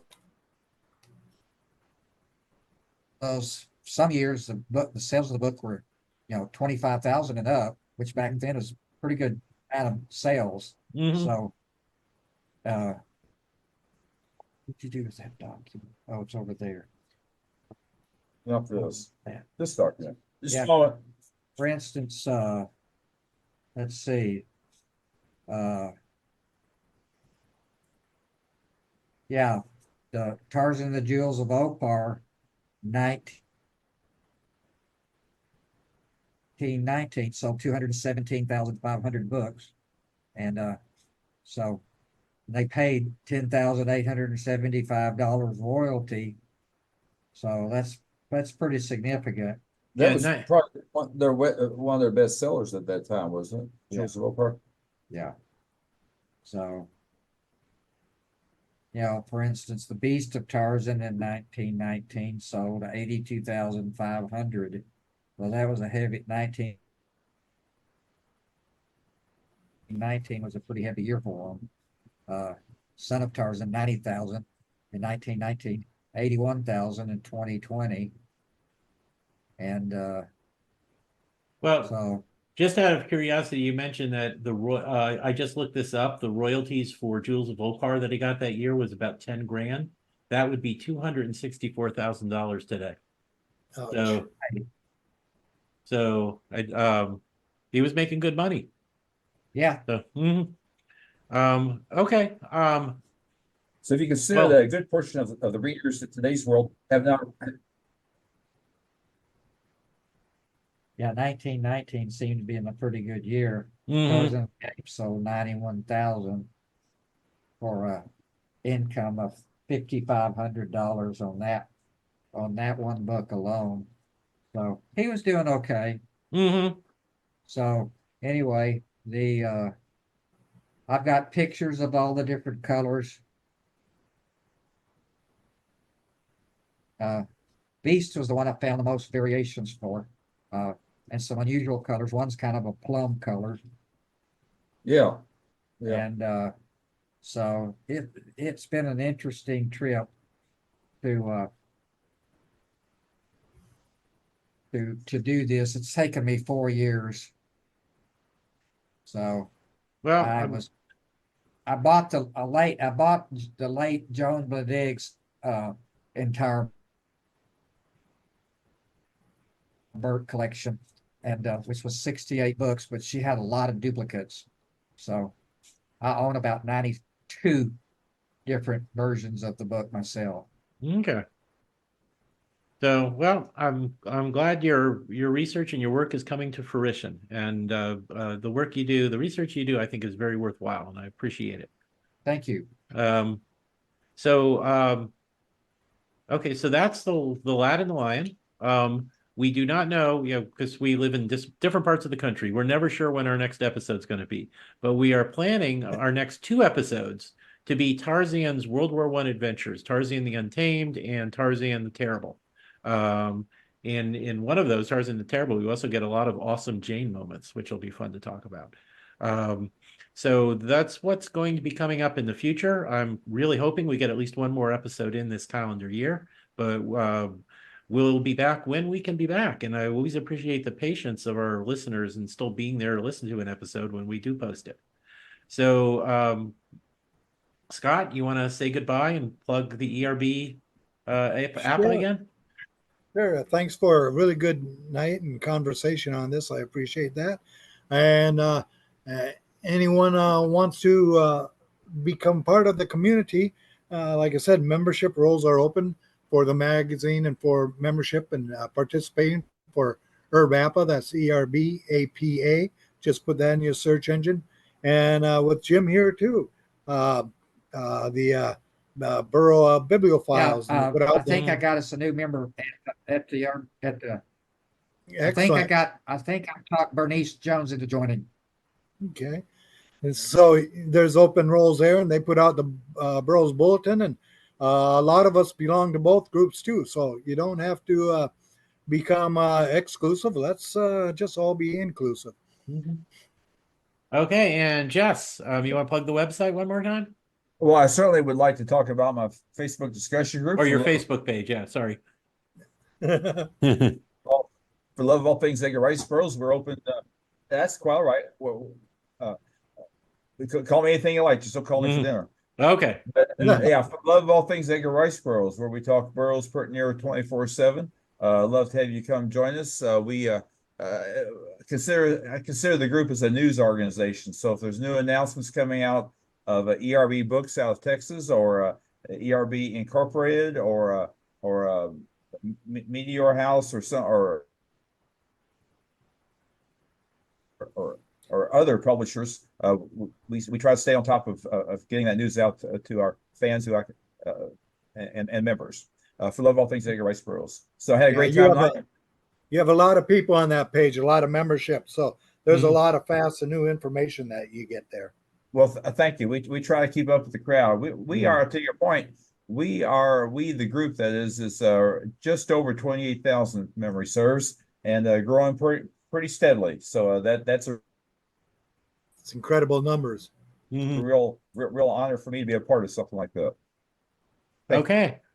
And my name one last time is Tim DeForest. I have written several books, and you can find my website, my blog at comicsradio.blogspot.com, where you can find links to my books and buy copies and make me rich beyond the dreams of avarice. And Jim, one last time, thank you again for joining us tonight. And we appreciate You're welcome. we appreciate the work you do. And that is it for now.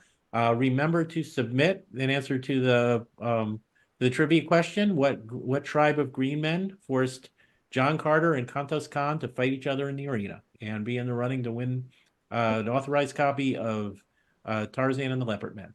So thank you for joining us, everybody, and we'll see everyone again soon.